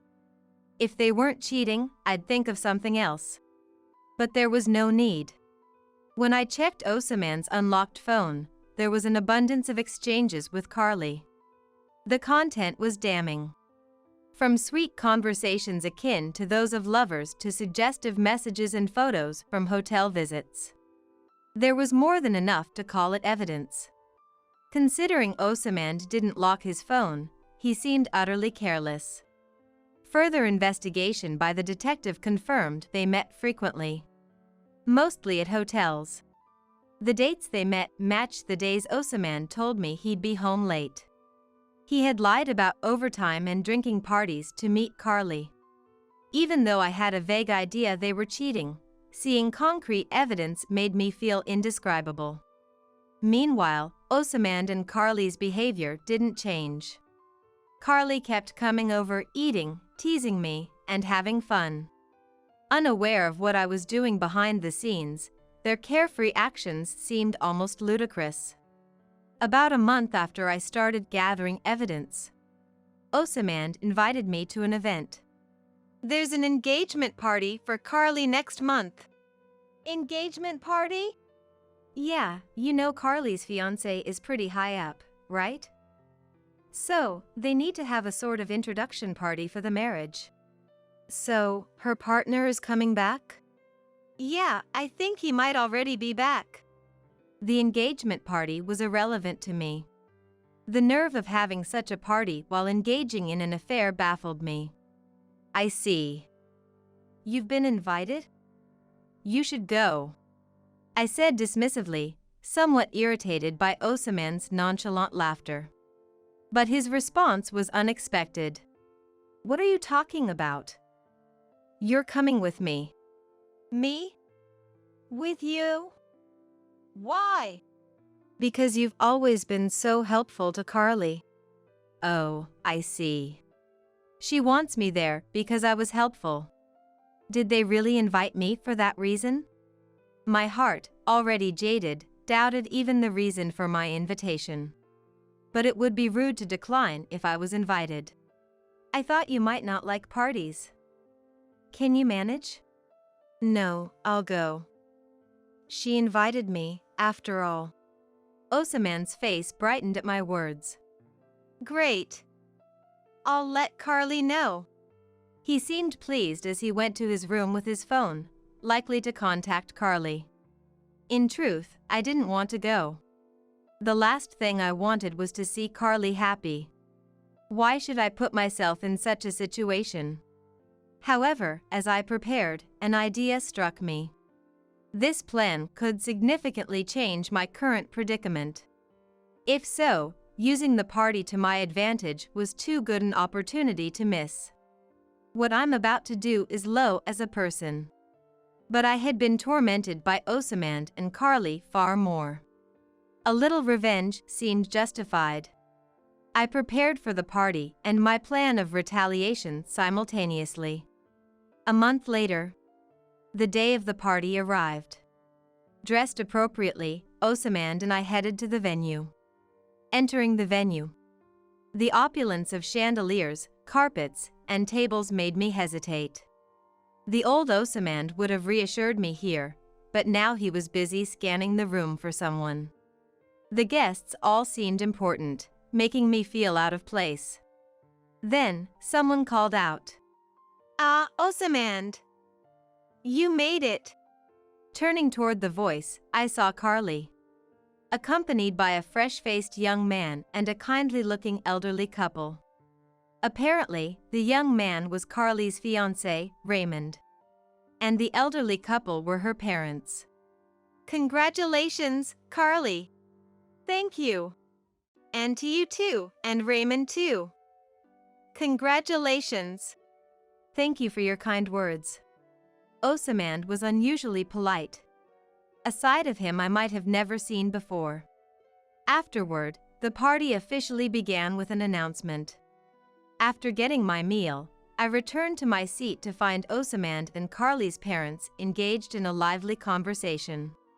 Osamand, you and Carly are childhood friends, right? What was she like back then? Carly back then? Hey, that's kind of embarrassing.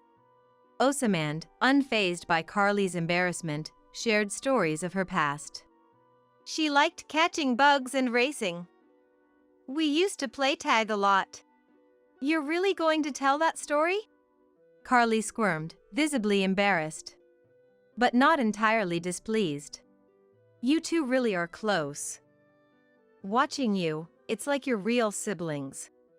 I knew it was impolite, but I couldn't let myself be swept along if I wanted to execute my plan. I apologized internally as I interjected. Osaman seemed surprised by my interruption. Eyes wide. Really? What's it like when Carly is with Osamand? They're very close. How should I put it? They're like lovers. Hey, Lena! Osaman tried to stop me, but I continued. Carly often comes over for meals. She talks with Osaman the whole time I'm preparing food, looking very happy. During meals, they feed each other, hold hands. They're really close. Hey, what are you? I could feel the atmosphere freeze with my words. Carly's parents and Raymond looked at Osamand and Carly as if they couldn't believe what they were hearing. Feed each other? Yes. Oh, I don't have photos of them feeding each other, but I do have pictures of them looking very close and their exchanges. Would you like to see? Hey! Lena! Before Osamand could stop me, I opened my mobile phone to show the evidence gathered by the detective and myself. Raymond's face paled significantly upon seeing it. Lena! Don't say weird things. Weird? I'm just sharing the truth. This is how you two usually are. Osamand bit his lip, unable to say anything, his expression sour. But Carly lashed out at me. I felt vindicated. I had never seen Osamand and Carly look so frustrated. Deciding to go through with my revenge felt right. Lena! Stop being freaky! And why do you have these photos? You shouldn't know about this. What? Did you hire a detective? Unbelievable! Yes, I hired a detective. Why? Osamand was taken aback, realizing his actions with Carly, which went beyond mere childhood friendship, had been exposed. Want to know why? I pulled out a completed divorce application from my bag and slammed it in front of Osamand. Let's get divorced. I can't take it anymore.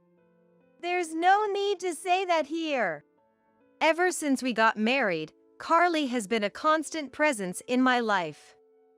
We ran into her whenever we went out, and despite asking you to keep distance, she came over for dinner multiple times. And to top it off, you lied about working late to meet her at hotels. What's the point of being married then? I let it all out. Osamand's loud response had drawn the attention of everyone in the venue. I know it was wrong, but... If you knew it was wrong, why didn't you stop?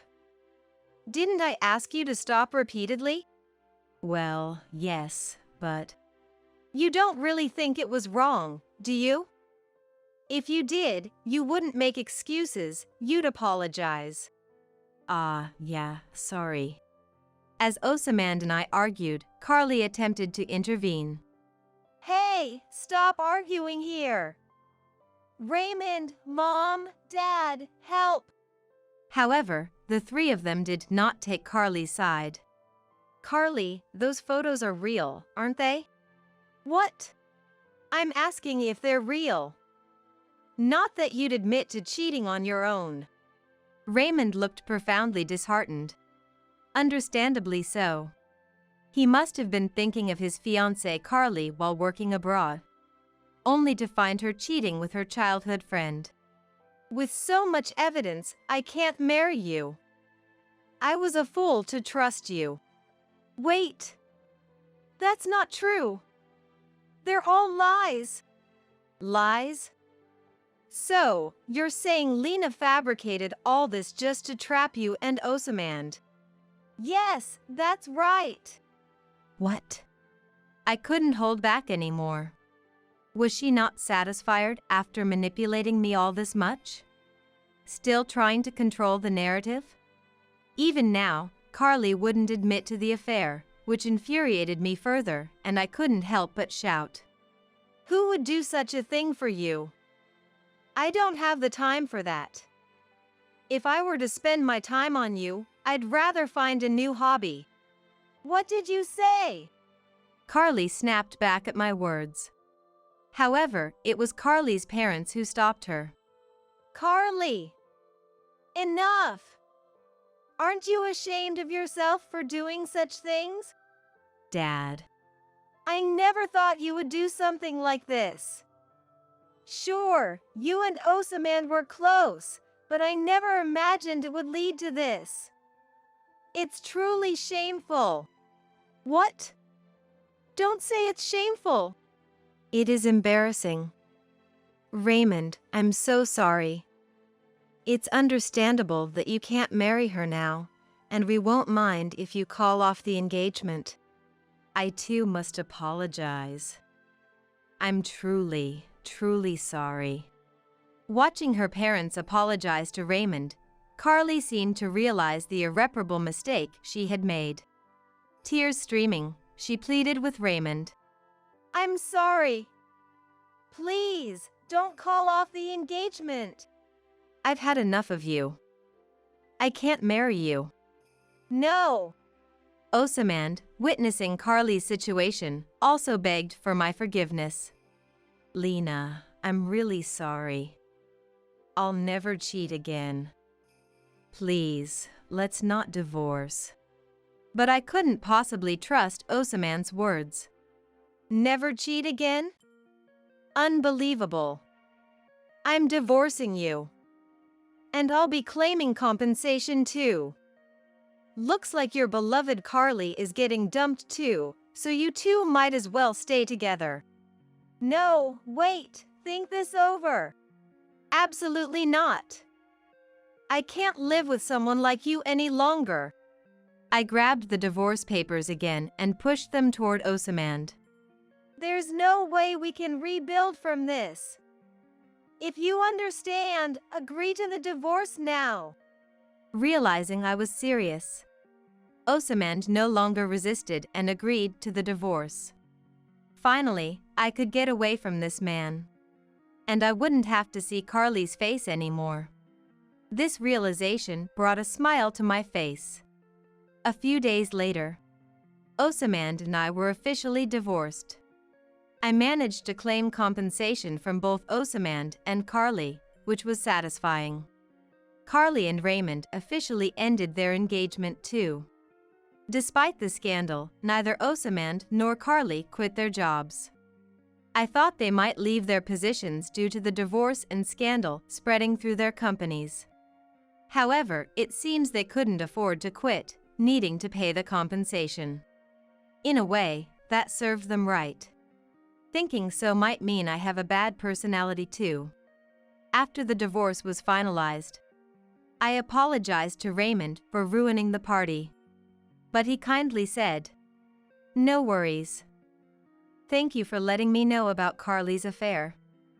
It was a big help." A year after divorcing Osaman, I'm living comfortably alone, working a new job in a new city. I'm not sure what Osaman and Carly are up to, but the compensation is being deposited monthly, so they must be managing somehow. It seems I'm better off living alone than with someone. I probably won't marry again. I cherish these happy days and plan to continue enjoying my favorite tea alone. Hey, Abigail. Are you really okay? On the morning of the field trip, I asked my granddaughter Abigail. But Abigail replied, I'm fine. Plus, I'm looking forward to Grandma's delicious sandwiches, so I'm going. And left the house earlier than usual. I watched Abigail head to school with a prayerful heart. I hope it ends up being a fun day. I couldn't help but wish. But my wish didn't come true. Just 30 minutes later, the worst happened. Abigail! What happened?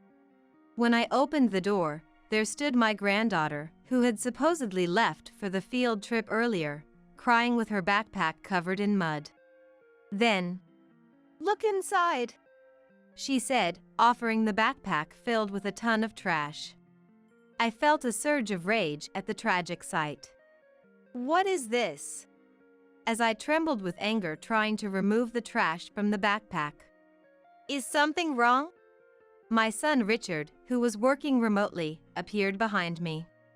Richard, this, I said, trying to suppress my anger and disappointment, presenting Abigail's backpack to him. Richard then picked up the trash from the backpack and, "Is this?" murmured with a smile towards Abigail. The next moment, "That's great," he said. "Yeah, everyone put it in." I was so happy I cried. "Now, I'll be late for the field trip if I don't go," Abigail said, laughing, and went back to school. Left out of the loop, I stood dumbfounded watching Abigail energetically run off. My name is Isabella, a 55-year-old housewife. My husband Kevin and I have been living with our son Richard and granddaughter Abigail for the past 5 months. The reason for our living together was that Richard's wife, Madison, passed away due to illness. Madison had terminal cervical cancer. She always had severe menstrual pains and would often rely on over-the-counter painkillers when feeling unwell. Additionally, she had irregular periods and occasional abnormal bleeding from a young age, which made her insensitive to bodily changes. As a result, by the time she realized something was wrong, it was already too late. When the hospital called to say she needed to be admitted for treatment immediately, I was in shock. Richard told me over the phone that Madison had cervical cancer, his voice filled with despair and powerlessness. The shock of the cancer diagnosis was one thing, but in Madison's case, the cancer had already begun to spread to other areas, making surgery impossible. Therefore, they had to try chemotherapy and radiation therapy. However, the treatments did not have the hoped-for effects. Richard's voice became increasingly dark and weak with each phone call. All I could do was listen to my son's stories. And respond. Then, a year ago, Madison quietly passed away in her hospital bed. It happened just 8 months after the cancer was discovered. If only I had pushed harder for her to go to the gynecologist. After Madison's death, Richard blamed himself for his indifference to her health and fell into a deep depression. In addition to caring for Abigail, who was in the 1st grade, and managing unfamiliar household tasks, he was overwhelmed both physically and emotionally. Abigail, too, seemed confused by the sudden loss of her mom, occasionally crying at night and refusing to go to school. My husband and I wanted to encourage and support them, so we suggested living together. Initially, Richard was hesitant, but he said, "Having someone always at home might make Abigail feel safer," becoming more open to the idea. However, Richard had one major concern about living together. It was that Abigail would have to transfer schools as we moved in together. Richard worried that transferring schools, especially while grieving Madison's death, would be too much of a psychological burden for Abigail. But facing the reality of juggling work, household duties, and childcare, he felt he was reaching his limit. After much deliberation, Richard couldn't come to a decision. So, he decided to ask Abigail herself how she felt about it. "Hey, Abigail. Grandma and Grandpa said they'd like us to live with them at their house. What do you think?" Live at Grandma and Grandpa's house? I want to go. Is that so? It means you'll have to change schools. Is that okay? What does change schools mean? It means just like moving houses, you'll move to a new school. So, you won't see your current school friends anymore. Is that okay? I see. Does Dad want to move? Dad is fine with whatever. What you want is most important. Then I want to move. That means Grandma will always be with me, right? Yes, both Grandma and Grandpa will be with you always. So, let's start preparing for the move, okay? Abigail nodded strongly in agreement to Richard's final confirmation. Thus, my son's family came to live with us. Later on, I learned that Abigail decided to move for Richard's sake. Dad looks so busy with work every day, and he seems really busy with things like my homework and meals. So, I thought it would be easier for Dad if Grandma and Grandpa were with us. When Madison was in critical condition, I had stayed at Richard's house and took over all the household duties. It seems Abigail thought that living with us would reduce Richard's burden based on that experience. Both my husband and I were deeply touched by Abigail's kindness. And so, in place of busy Richard, we gave all our love and time to Abigail. Perhaps because of our efforts, Abigail, who was initially quiet and reserved after moving, gradually began to regain her former brightness. Still, sometimes she would look sadly at classmates chatting happily with their moms during shopping trips or school events. Even if she's putting on a brave face, it must still be hard for her. At that moment, I resolved to do anything I could for Abigail's smile. One day, while shopping at a nearby supermarket, a woman around Richard's age approached me. Hello. You're Abigail's grandmother, right? I'm the mom of Scarlett, who's in the same class. My daughter always talks about how kind you are. This woman, who introduced herself as Elizabeth, approached me with a strong perfume scent and a forced smile. I recognized her face, so I knew immediately she was a parent from the same class. However, I didn't have a very good impression of Elizabeth. The reason is, when I attended a school event in place of Richard, Elizabeth and other moms would look at me and Abigail and laugh, sharing rumors. I thought it might be a misunderstanding at first, but the same happened even when Richard attended. I thought she was quite rude. But since we were just classmates' parents and didn't interact much, I decided not to worry about it. Being unexpectedly approached by someone I was not comfortable with. What should I do? I'm not very fond of this person, I thought to myself. But thinking of her as my granddaughter's mom, I decided to continue the conversation for a while. Elizabeth then stood in the middle of the supermarket aisle and suddenly started bragging about her family. I can't give you details because it's personal, but my husband is a rising star in a big corporation. So, he earns more than most people. And he's trusted so much by his boss that he's about to get promoted. Is that so? Congratulations. Plus, my daughter is academically excellent and popular in her class. She was even scouted to be a kids model. That's impressive. I should be going soon. Thinking it wasn't a conversation worth blocking the supermarket aisle for, I attempted to leave. Then Elizabeth, just listen till the end, I'm not finished, raised her voice suddenly. Taken aback by her abrupt change, I involuntarily stopped. This is why I hate dealing with old people. Anyway, what I'm saying is, your granddaughter is a bad influence, so I'd appreciate it if she didn't associate with my daughter anymore. Eh? What do you mean? Abigail's mom died from an illness, right? It's really sad for Abigail, left behind. She still looks sad sometimes. It's like she's spreading unhappiness? Like a walking misfortune? What are you trying to say? Basically, Abigail's presence is bothersome. What are you talking about? It's a critical time for us. My husband is up for a promotion. So, I've told my daughter not to hang out with Abigail, to avoid catching her bad luck. But Abigail keeps following her around, and it's causing us trouble. Please tell her off firmly. Elizabeth said that and disappeared into the crowd at the supermarket with a snide smile. I was left standing there, stunned by the cruel content of the conversation and the unexpected event, unable to retort. That evening, when my husband Kevin came home, I told him about what happened at the supermarket. So, that happened. Maybe Abigail is having a hard time at school?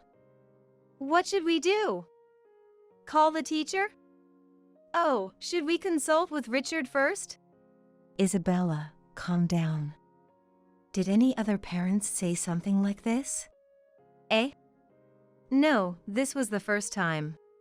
Then let's just talk to Richard and observe a bit more. We don't want to make a fuss and make Abigail feel worse, right? But to be told such things? She must be suffering at school. At least, let's ask about how things are at school. Okay? All right, calm down. I'll bring it up during dinner tonight and see how things go from there. Is that okay? Yes, please. My husband reluctantly agreed, understanding my feelings.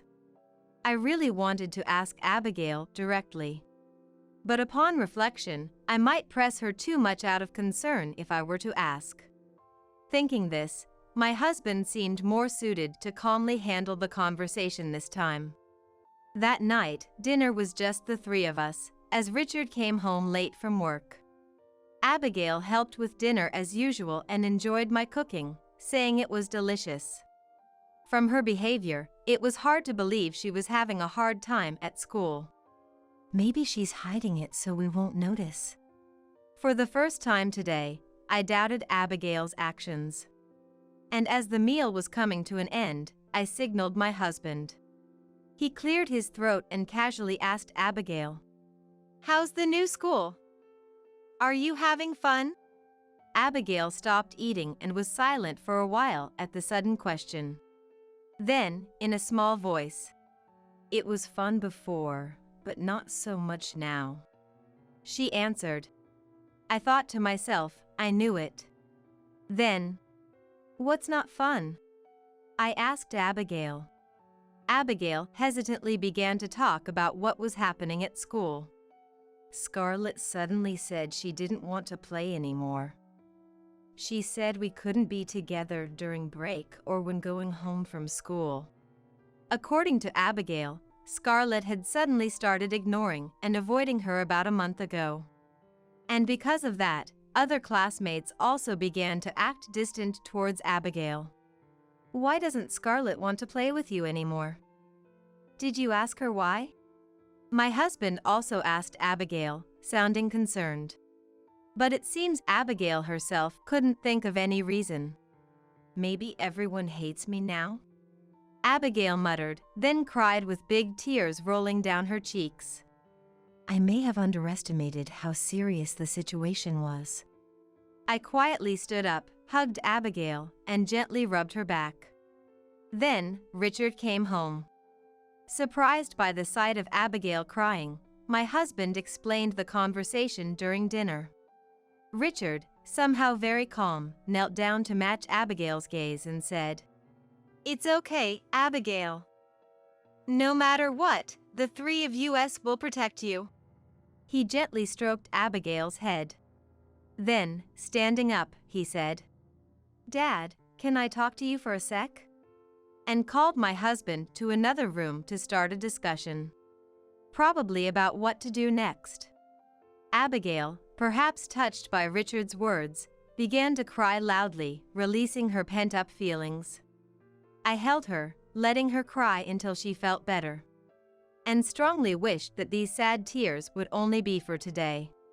A few days later, Abigail brought home a letter about an upcoming field trip. The timing is terrible, knowing she's not getting along with her friends and now a field trip. The moment I read the letter, I imagined Abigail being alone on the field trip. And remembered the big tears from a few days ago, feeling my heart was about to burst. Hey, Abigail. Just in case, if you don't want to go on the field trip, you don't have to force yourself. I shared my thoughts with Abigail before consulting Richard or my husband. I knew it was important to discuss as a family, but I couldn't help worrying about Abigail. Then, after a moment of silence, Abigail said, "I'm okay. I want to go on the field trip because I want to eat Grandma's sandwiches," and answered with her usual bright smile. That night, Abigail excitedly told her dad and my husband about the field trip. Both smiled and said, Sounds fun. But I couldn't shake off my worries. So, on the morning of the day, "Hey, Abigail. Are you really okay?" I asked again. However, Abigail said, "I'm okay. Plus, I'm looking forward to Grandma's delicious sandwiches, so I'm going," and left the house earlier than usual. I watched Abigail head to school with a prayerful heart. Please, let it end as a fun day. But my wish did not come true. Just 30 minutes later, the worst happened. The doorbell rang and I rushed to the front door in a panic. "Abigail! What happened?" There stood my granddaughter, who had supposedly left for the field trip earlier, crying with her backpack covered in mud. Then, "Look inside," she said, offering the backpack filled with a ton of trash. The leisure sheet we folded neatly together the night before, the field trip guidebook we colored cutely, and the sandwiches I made that morning were all buried under the trash and not visible. I felt a surge of intense anger at the tragic sight. "What is this?" As I trembled with anger trying to remove the trash from the backpack. "Is something wrong?" My son Richard, who was working remotely, appeared behind me. Despite everything, Richard was worried about Abigail too. Unusually for him, he had said, "I'll work remotely today," and stayed in the living room from the morning to keep an eye on Abigail. And after Abigail left, he seemed restless and couldn't concentrate on his work. Richard must have been hoping that Abigail would enjoy the field trip and return home happily. But instead, this happened. "Richard, this," I said, trying to suppress my anger and despair while presenting Abigail's backpack to him. Then Richard picked up the trash from the backpack and, "Is this?" murmured with a smile towards Abigail. The next moment, "That's great," he said. I was confused by Richard's incomprehensible behavior, almost raising my voice in confusion. However, Abigail, just like Richard, laughed and said, "Yeah, everyone put it in." I was so happy I cried. "Now, I'll be late for the field trip if I don't go," and went back to school.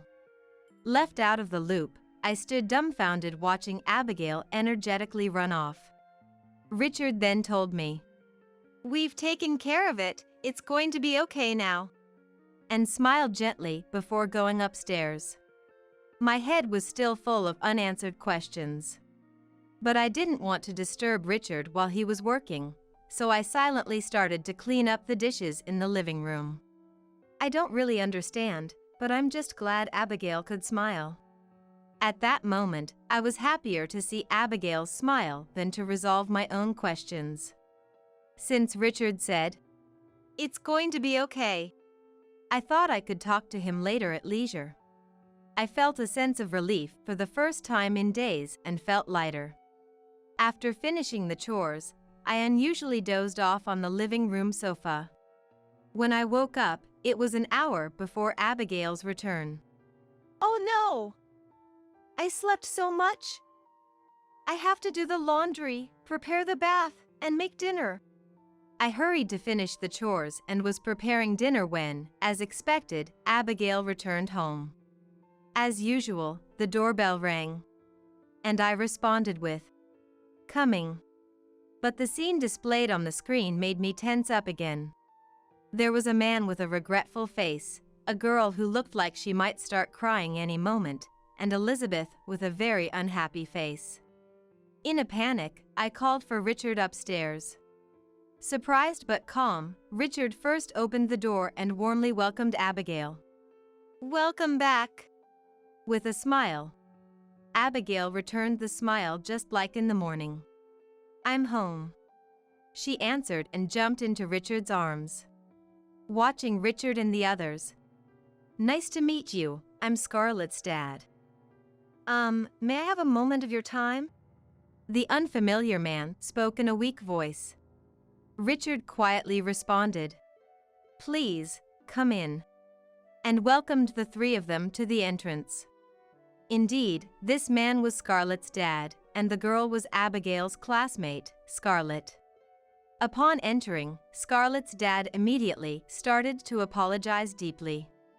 "I'm truly sorry for my wife's disgraceful actions that deeply hurt your daughter." Next to him, "I'm sorry, Abigail." Scarlett also tearfully apologized. Scarlett's dad then continued to explain the situation. It turns out Scarlett was popular among her friends, and Elizabeth took pride in that.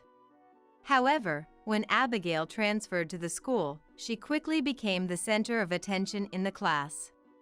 Scarlett didn't mind this and would often talk about Abigail to Elizabeth. Elizabeth then said, "Just because she's a transfer student, she's getting too much attention. Using the fact that she doesn't have a mom to garner sympathy from everyone. What a mean girl. Scarlett is the star of the class. I'll make sure she realizes that." And she told Scarlett, "Listen, Scarlett. Abigail is actually a very mean girl. You shouldn't hang out with her.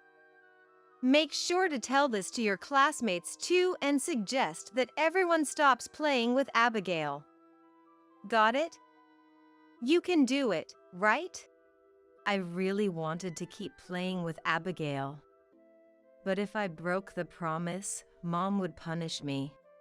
Scarlett clung to her dad's arm and earnestly shared her feelings. It later turned out that the punishment Scarlett mentioned involved Elizabeth hitting her on the head, back, or buttocks. Scarlett was just scared of the punishment and had been following Elizabeth's orders. Elizabeth, who had been controlling Scarlett through violence, didn't expect what happened next. Not a single one of Scarlett's classmates accepted her suggestion. Instead, wanting to cheer up Abigail, who was mourning her mom, they secretly collected empty snack boxes with points for Abigail's favorite character merchandise. Unaware of this, Abigail had been concerned about her classmates whispering and hiding things from her. A few days ago during dinner, "Maybe everyone hates me. That's why," she tearfully told us. But in reality, Abigail wasn't disliked by anyone. On the contrary, the kids had come up with the idea to surprise her with gifts on the field trip day. Abigail went to school earlier than usual that day because her classmates had called her out for the surprise. When she arrived in the classroom, her classmates filled her backpack with those empty boxes. "Wow, thank you, everyone. Oh, I need to tell Dad and Grandma about this. I'll be right back." Abigail excitedly left the classroom, clutching her backpack. But she tripped and fell at the shoe lockers, getting her backpack covered in mud. That's when Scarlett happened to pass by. "Abigail, are you okay?" "Yeah, I'm fine. I'm just going to go home for a bit." "A forgotten item?" "No, look, isn't it amazing?" Scarlett remembered the classmate's surprise gift upon seeing inside Abigail's backpack. "I'm going to show it to Grandma and Dad." Seeing Abigail's beaming smile, Scarlett wanted to do something for her too. So she said, "Oh, wait. You're hurt, so let me put this on you," and offered to put her cherished character Band-Aid on Abigail's knee. "Really? Isn't this your treasure?" "It's okay. Because Abigail is an important friend." "Thank you. I'll rush over and show you, or else we'll be late for the field trip." On her way home, Abigail seemed moved by everyone's kindness, tears overflowing. "I saw Abigail, muddy backpack and all, crying, and thought she had a terrible time at school. But to think such a wonderful thing was happening." Both Richard and I were moved by this wonderful event and found ourselves in tears. "Scarlett really loves you. So, if you don't mind, please play with Scarlett again. We'd really appreciate it." Scarlett's dad said this and then apologized deeply once more. "Your feelings have come across clearly, so please, No need for apologies. Abigail, you can make up with Scarlett, right? Yeah. Scarlett is an important friend. Afterward, I'm so sorry, they said, apologizing repeatedly as the three of them went home. Throughout this conversation, Elizabeth didn't say a word. She glared at us the entire time with a look of dissatisfaction.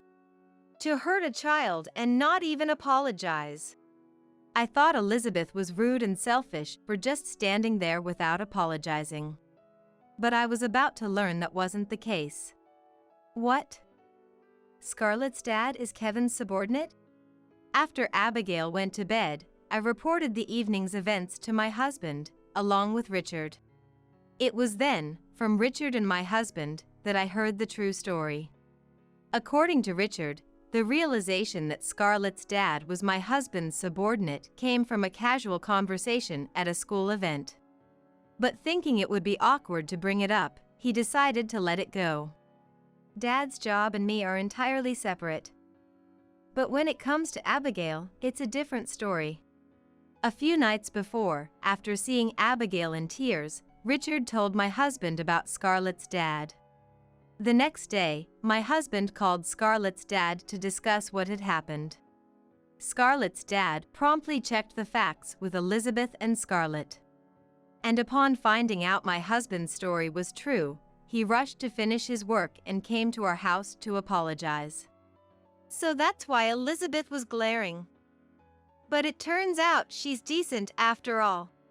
He's very serious and trustworthy, both in his work and character. Maybe even too serious. We'll have to support him, as it might get tough from here on. Just as my husband had secretly predicted, Elizabeth and her husband ended up divorcing soon after. However, since Elizabeth was a housewife, if you want a divorce, you'll need to ensure my lifestyle. And I'll never give up Scarlett's custody. I need $5,000 a month for living and child support.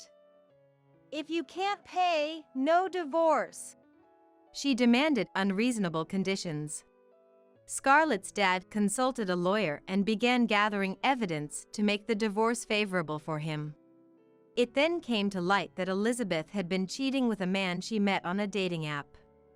Elizabeth was obsessed with her affair partner, but suddenly, she could no longer contact him. After being blocked from messaging and calls, Elizabeth was always irritated. And that irritation gradually turned into excessive expectations for Scarlett. You have to be the best at lessons and school.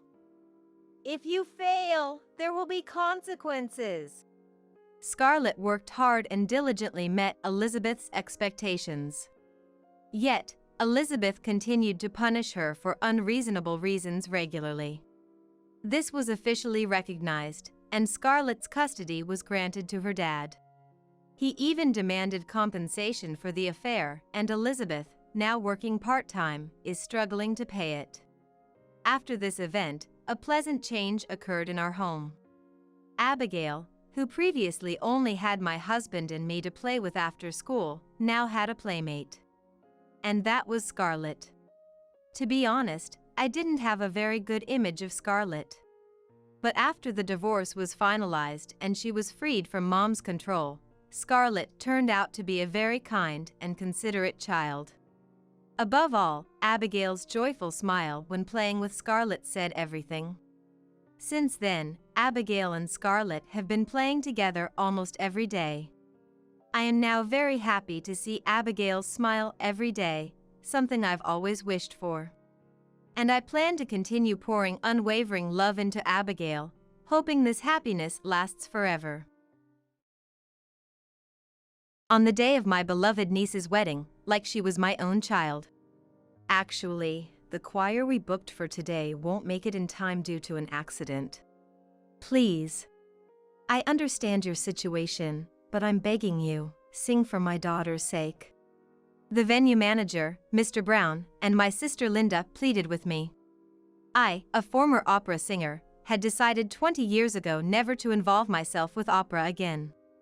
Yet, if I don't sing now, my precious niece's wedding will end imperfectly. I'll sing with all my heart. After making that resolution, my life took a dramatic turn. My name is Nancy. It's been 25 years since I married my husband, Paul. Nancy, it's our 25th anniversary this year. How about we take a trip somewhere? I'm surprised at you suggesting that, Paul. I thought I was the only one excited about celebrating our anniversaries every year. That's not true at all. I'm just a poker face. We're celebrating 25 years of marriage. Perhaps it's because we never had children. But that never happened.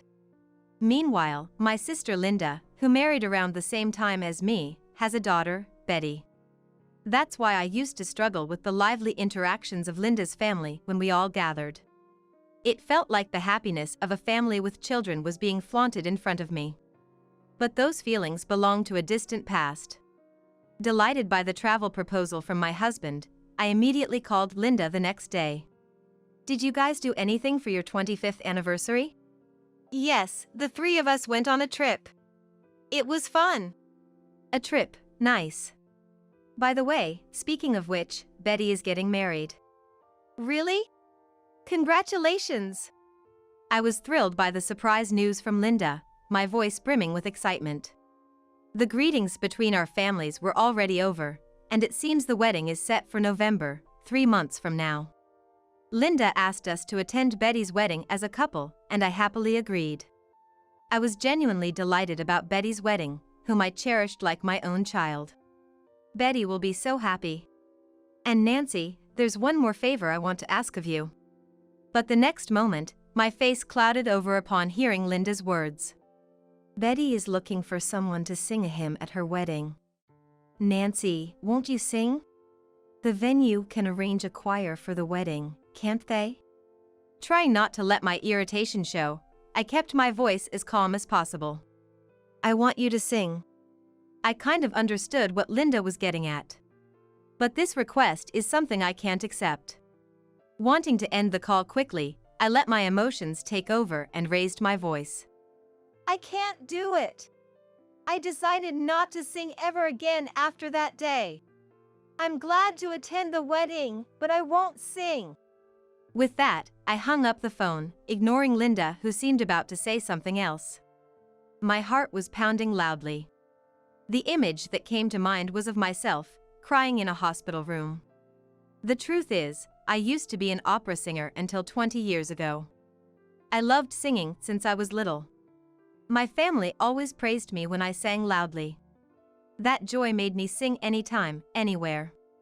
Especially, a famous hymn I often hummed. I didn't understand the lyrics at all, but I somehow liked it and eventually became interested in opera. Encouraged by my parents to master what I loved, I studied vocal music in college and then worked hard at an opera training center to become an opera singer. I thought I was invincible, being able to make a career out of what I loved. I didn't even notice my body was screaming out in distress. By the time I realized, the seed of happiness inside me had shattered. I cried my heart out. It was then I decided never to sing opera again. Remembering the painful past made my head ache. I glanced at a photo on the windowsill. It was taken last year on our anniversary with my husband. Everything's fine, I'm happy now. I reassured myself while taking deep breaths. I managed to calm myself down. I interacted with Linda as if nothing had happened, and finally, the day of Betty's wedding arrived. The sky was high, the air crisp, and the chirping of birds echoed. Next to the family waiting room was the bridal room, and seeing Betty in her beautiful bridal dress, I couldn't hold back my tears. It's overwhelming, the feeling of a daughter getting married. The groom had kindness oozing from his face, a wonderful man. Betty, smiling beside her groom, looked the most beautiful I'd ever seen. Into this blissful atmosphere, a venue staff member rushed over with a grim face. Worried about what had happened, I peeked into the bridal room and saw the manager, Mr. Brown, repeatedly apologizing alongside the staff. The faces of the bride and groom clouded over as they listened to Mr. Brown. Betty, trying not to ruin her beautifully made-up face, was holding back tears, but drop by drop, tears streamed down her cheeks. As I watched with concern, the manager, Mr. Brown, and Linda approached me. Actually, the choir we booked for today won't make it in time due to an accident. Hey Nancy, please. I fully understand your circumstances, but for Betty's sake, won't you sing? The manager, Mr. Brown, and Linda pleaded with me. Memories of the past resurfaced. I'm sorry, but the baby inside you has already passed away. The harsh reality hit me as I lay in the hospital bed. A year into my marriage, still in the early stages of my opera career, I took on even the smallest jobs to build my career. In addition to that, I never missed a day of practice. I had no days off, and my days were so busy that I hardly had enough time for sleep or meals. I thought I could push myself further since I was doing what I loved. That's what I thought. Then, I discovered I was pregnant. When I found out about the pregnancy, I was genuinely happy. But at the same time, I became desperate to increase my fame while I still could, pushing myself harder than ever before. However, during a rehearsal for a concert, I experienced a pain in my abdomen like nothing I'd ever felt before. I collapsed and was rushed to the hospital, where the doctor informed me that I had miscarried. I'm so sorry, my baby. It's all my stupid fault. Nancy, calm down. It's not your fault. My husband said, holding me tightly, but his warmth only made the pain and guilt worse. I was tormented by self-blame and spent many days mentally and physically unstable. To add to the misfortune, subsequent tests revealed that my ovaries were afflicted with cancer. It was in the early stages, with no symptoms yet, so there was a high chance of a complete cure through an oophorectomy. So, I underwent the surgery immediately, and it was a success. There was no metastasis. But I was left unable to ever conceive again. All that remained was a sense of emptiness. The baby had died because I was too obsessed with opera. And then, as if it were divine punishment, I was rendered infertile. At that time, I was emotionally unstable, crying every night, and I cried so much that I developed inflammation in my throat and lost my voice. I can't possibly sing opera like this. My husband just silently stayed by my side as I tried to smile through the sadness. Even after my throat healed, I never felt like singing opera again. I decided that I should no longer involve myself with opera. With that, I discarded everything related to opera. At that time, I was trying to atone for the baby that couldn't come into this world by eliminating opera from my life. This is the hymn that was scheduled to be sung today. Brought back to reality, I looked at the score that the manager, Mr. Brown, had handed to me, and it was the name of the hymn I used to sing. This song. Unconsciously, my hand went to my stomach. It was a song full of memories for me, one that my mother used to hum when I was little. And it was the song I, who was supposed to become a mother, gently sang to my unborn baby while stroking my belly every day. Nancy, I think everyone is waiting for your song. My husband said, nodding gently. Should I really sing it? Linda gently held my hand. I want you to sing, Nancy. I grew up listening to your voice. What are you saying? We laughed together. Linda's words suddenly lightened my heart. The choir not being able to come today must have been fate. This chance given by God. I'll give it my all. There's only 1 hour left until the ceremony starts, but can you sing? Yes, I'll sing with all my heart. I immediately started vocal warm-ups in a separate room that was hastily prepared. It had been 20 years since I'd sung with such earnestness. Nancy, you haven't changed. I love your voice. Linda said. Tearing up, Linda said this, and in response, I playfully flashed a peace sign. Then, the wedding ceremony began. In the solemn atmosphere, accompanied by the sound of the pipe organ, the bride and groom made their entrance. Linda, and her husband too, couldn't hold back their emotions, and tears flowed freely. I wondered if I had become a mother, would I have felt the same? I gently closed my eyes. Mom, let's sing together. My child, humming a hymn, said this. Where did you learn that? Surprised, I asked, and my child replied, You always sang it, didn't you, Mom? I could hear your voice even when I was in your belly. I love your voice, Mom. I love Mom's singing too. Could such a future have been mine? Suddenly, I felt a tear roll down my cheek. My husband gently held my hand. You might be nervous, but it'll be okay, Nancy. I love your singing. Encouraged by my husband, I smiled, nodded, and stood beside the pipe organ. I hoped everyone present, the bride and groom, and all the guests, would find happiness. I sang with all my soul. It's strange to say it myself, but after 20 years, my voice was clear and strong, and I believe the feelings in the lyrics, and my emotions, reached everyone. Linda, her husband, and even my parents cried listening to my song. It was then I realized, everyone had been quietly waiting for my song. I felt incredibly fortunate for the people around me. I was truly glad I sang today. And when the applause enveloped me after I finished singing, I felt refreshed, finally liberated from the past. Nancy, that was truly wonderful. I got goosebumps.